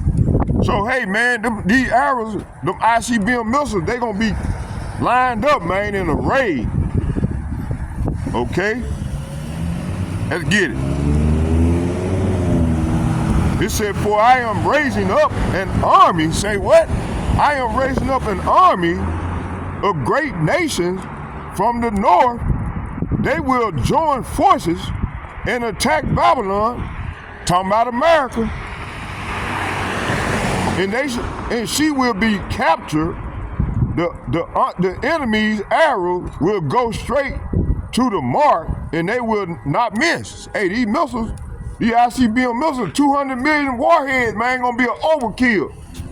So that's why the Lord telling us to tell his people to repent, man. The kingdom of heaven is at hand, man. Real soon. This is what's finna go down. And hey, these people ain't gonna repent, man. They don't believe fat meat grease until it happens. They ain't gonna be too late. The Lord gonna beam us up on the chariot, and we gonna be looking down at this bitch burn. These people gonna be going, like in that movie with Sarah Connor. You know, hey, she had her hand on the gate, was melting, man. She was melting, man. You see? This what's finna go down. Oh, there go my buddy. There go the bus driver. I'll let the bus driver. This is my girl. Oh, is this my bus driver? Hey, what's going on? How you doing? Yeah, I'm finna ready. I'm getting off right up there at that next stop up there. No, I'm doing a lesson. I'm prophesying. We have to do a lesson each day. The Lord want us to do a lesson every day, you know, and that's what I've been doing lessons online. So yeah, they're gonna shoot them arrows. That's why you call them missiles the broken arrows. It's talking about them ICBM missiles, man, that gonna rain on this place, man.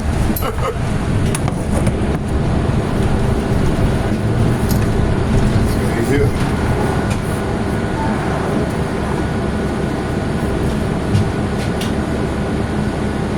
All right here. Yeah. You got them old pastors in the churches lying to these people, telling them, man, that they gonna be all right. Just come as they are, do as you will, man, listen, it's gonna be peace. No, man, it's gonna get much wicked, more evil, much evil, more evil. 2nd Ezra chapter 14, verse 14 through 18 is talking about the evil, much evil coming, man. This is what we finna see, man. This is what the time we coming into. And the love of men don't wax cold right now. When you go look up that word wax cold, that means psycho. In the Hebrew, when you look it up in the Hebrew, it means psycho. So you got a lot of psychos running rampant in here in Babylon. You see? And hey, this is what's finna get to go down, man. You see? A lot of psychos. The Lord gonna get them, man, all these psychos. These niggas don't want to get right. They don't want to get right. They're gonna have to learn the hard way. That's death by pain, man. Hey, hold on here. Shit.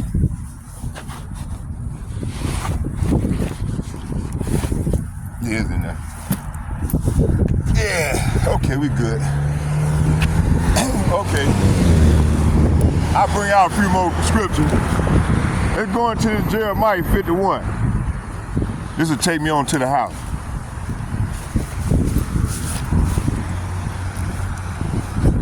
Yeah, so we're going to the Jeremiah 51.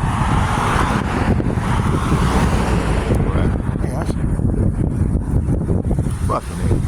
Just stay on that, bud. Damn, I want to think it.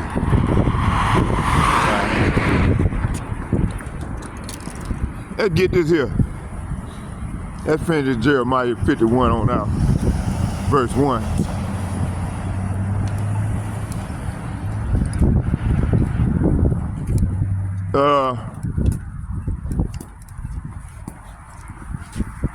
My man, hold on here. Let's get it.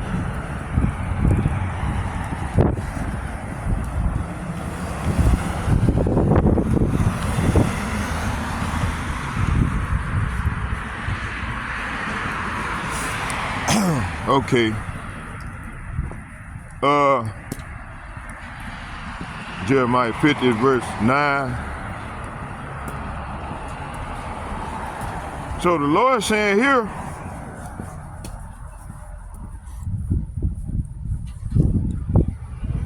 he said, for lo, I will raise and cause them to come against Babylon, assembly of great nations from the north country, and they shall set themselves and shall set themselves in array against her. From thence she shall be taken. Their arrows shall be as a mighty expert man, and none shall return in vain. See, So these arrows ain't gonna return in vain, man. You see? Let's jump down. Let me see here.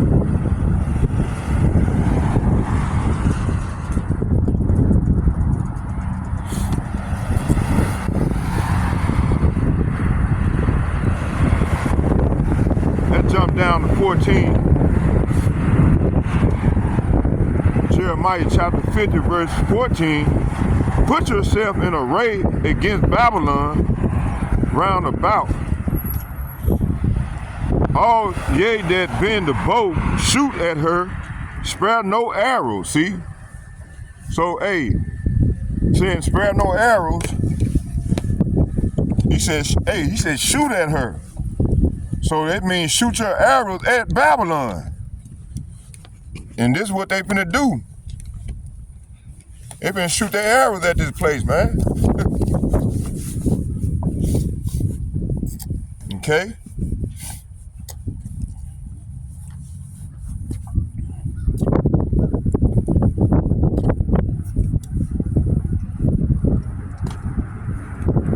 Okay. Verse 15, Jeremiah chapter 50, verse 15, it reads, shout against her round about. She has given her hand, her foundation are falling. Say what? Her foundation are falling. They on the decline. As Dr. Wolf said, her walls are thrown down. Hold on, what was it? It said, shout at her round about. She has given her hand. Her foundation are falling. Her walls are thrown down. For it is the vengeance of Yahweh. Take vengeance upon her as she has done. As she has done, do unto her. So she has spoiled many nations. So these nations that she has spoiled, gonna spoil her. See? Jeremiah chapter 50, verse 16. Cut off the sword. Say what? Cut off the sword from Babylon, and him that handleth their sickle in the time of harvest, for fear of the oppressing sword. They shall turn everyone to his people, and they shall flee everyone to his own land. See? Jeremiah chapter 50, verse 21, and it reads, go up against the land of Merithaim, even against it, and against the inhabitants of Pekod, waste and utterly destroy after them, saith Yahweh, and do according to all that I have commanded thee. See? So this is the order, man. Amos chapter 3, verse 6. Shall a trumpet be blown in the city, and the people not be afraid? Shall there be evil? Say what? Shall there be evil in the city, and Yahweh have not done it? See? So the Lord finna do that marvelous work that he say he finna do, man.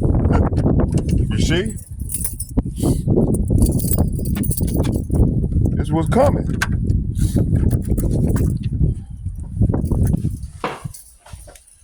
It can't be voided. Okay? All right, here. Man. All right. Let's finish this out. This Jeremiah 51 up and 1 off. Okay? Let's finish that off. Okay.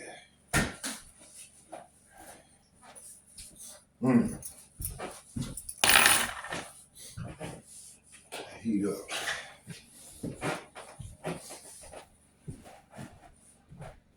Finish this on out.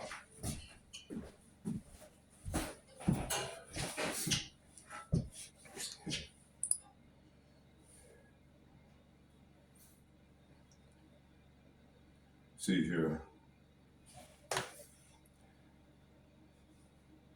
Jeremiah chapter 50, verse 24 and 29, and it reads, I have laid a snare for thee, and thou art also taken, O Babylon, and thou was not aware, thou art found, and also caught, because thou hast striven against Yahweh. Verse 29, call together the archers against Babylon, all ye that bend the bow, camp against it round about. Let none thereof escape. Recompense, say what? Recompense her according to her works, according to all that she have done, do unto her. For she have been proud against Yahweh and against the Holy One of Israel. See? Jeremiah chapter 50, verse 33. It said, thus saith Yahweh of hosts, the children of Israel and the children of Judah were oppressed together. Are we not oppressed together right now? The Bible is not lying. It said all that took them captive held them fast, and they refused to let them go. See, they refused to let us go. And we caught in their hands. So the Lord is bringing death to this place. Okay, Zechariah chapter 2, verse 8. For thus saith Yahweh of hosts, after the glory have he sent me unto the nation which spoil you, for he that toucheth you toucheth the apple of his eye. See? So when these people touch us, they touch the apple of the Lord's eye, man. And they got to pay. All these nations. Acts chapter 9, verse 4. And he fell to the earth and heard a voice saying unto him, Saul, Saul, why persecutest thou me? Let's get that destroying wind. 2 Kings chapter 19, verse 7. Behold, I will send a blast upon him, and he shall hear a rumor and shall return to his own land, and I will cause him to fall by the sword in his own land. See, so Esau gonna fall by the sword in his own land. See, Jeremiah chapter 4, verse 11 and 12, and it reads, at that time shall it be said to this people and to Jerusalem, a dry wind of the high places in the wilderness toward the daughter of my people, not to fan nor to cleanse. Verse 12, even a full wind from those places shall come unto me. Now also will I give sentence against them. See? So, hey, this is what the Lord finna do, man. He finna send all these nations, man. He gonna invite them to come down to the valley of decision, and there he gonna plead with them for his people, man.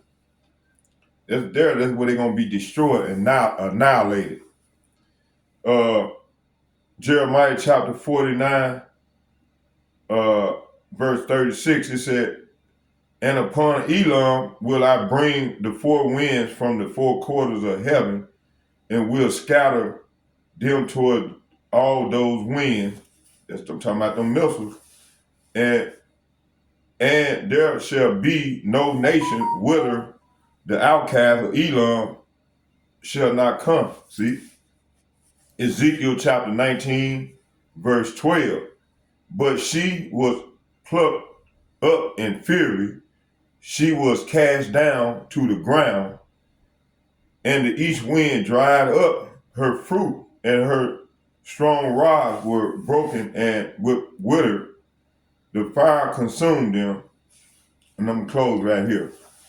Hosea chapter 13, verse 15. Though he be fruitful among his brethren, and each wind shall come, and the wind of Yahweh shall come up from the wilderness, and his spring shall become dry, and his fountain shall be dried up, and he shall spoil the treasure of all pleasant vessels. Hey, this is what's coming, man, to all these nations, man. So with all that being said, let's get one more prayer. Barakatah Yahweh, Barakatah Yahweh Shai, Barakatah Yahweh, Barakatah Yahweh Shai, call Lord Yahweh, Ba'ashem, Yahweh Shai, Ba'ashem, Rakadah. And second, foremost, I'd like to give double shout and double honor to all the elder apostles from GMS and men of valor who rule well. And third, I'd like to give shouts out and shalom to all the like-minded brothers on down as myself. Shalom to us all, and may Yahweh Bahashem, Yahweh Shai bless us as we get ready for the great tribulation, or go further off into the great tribulation. Shalom. I'm out.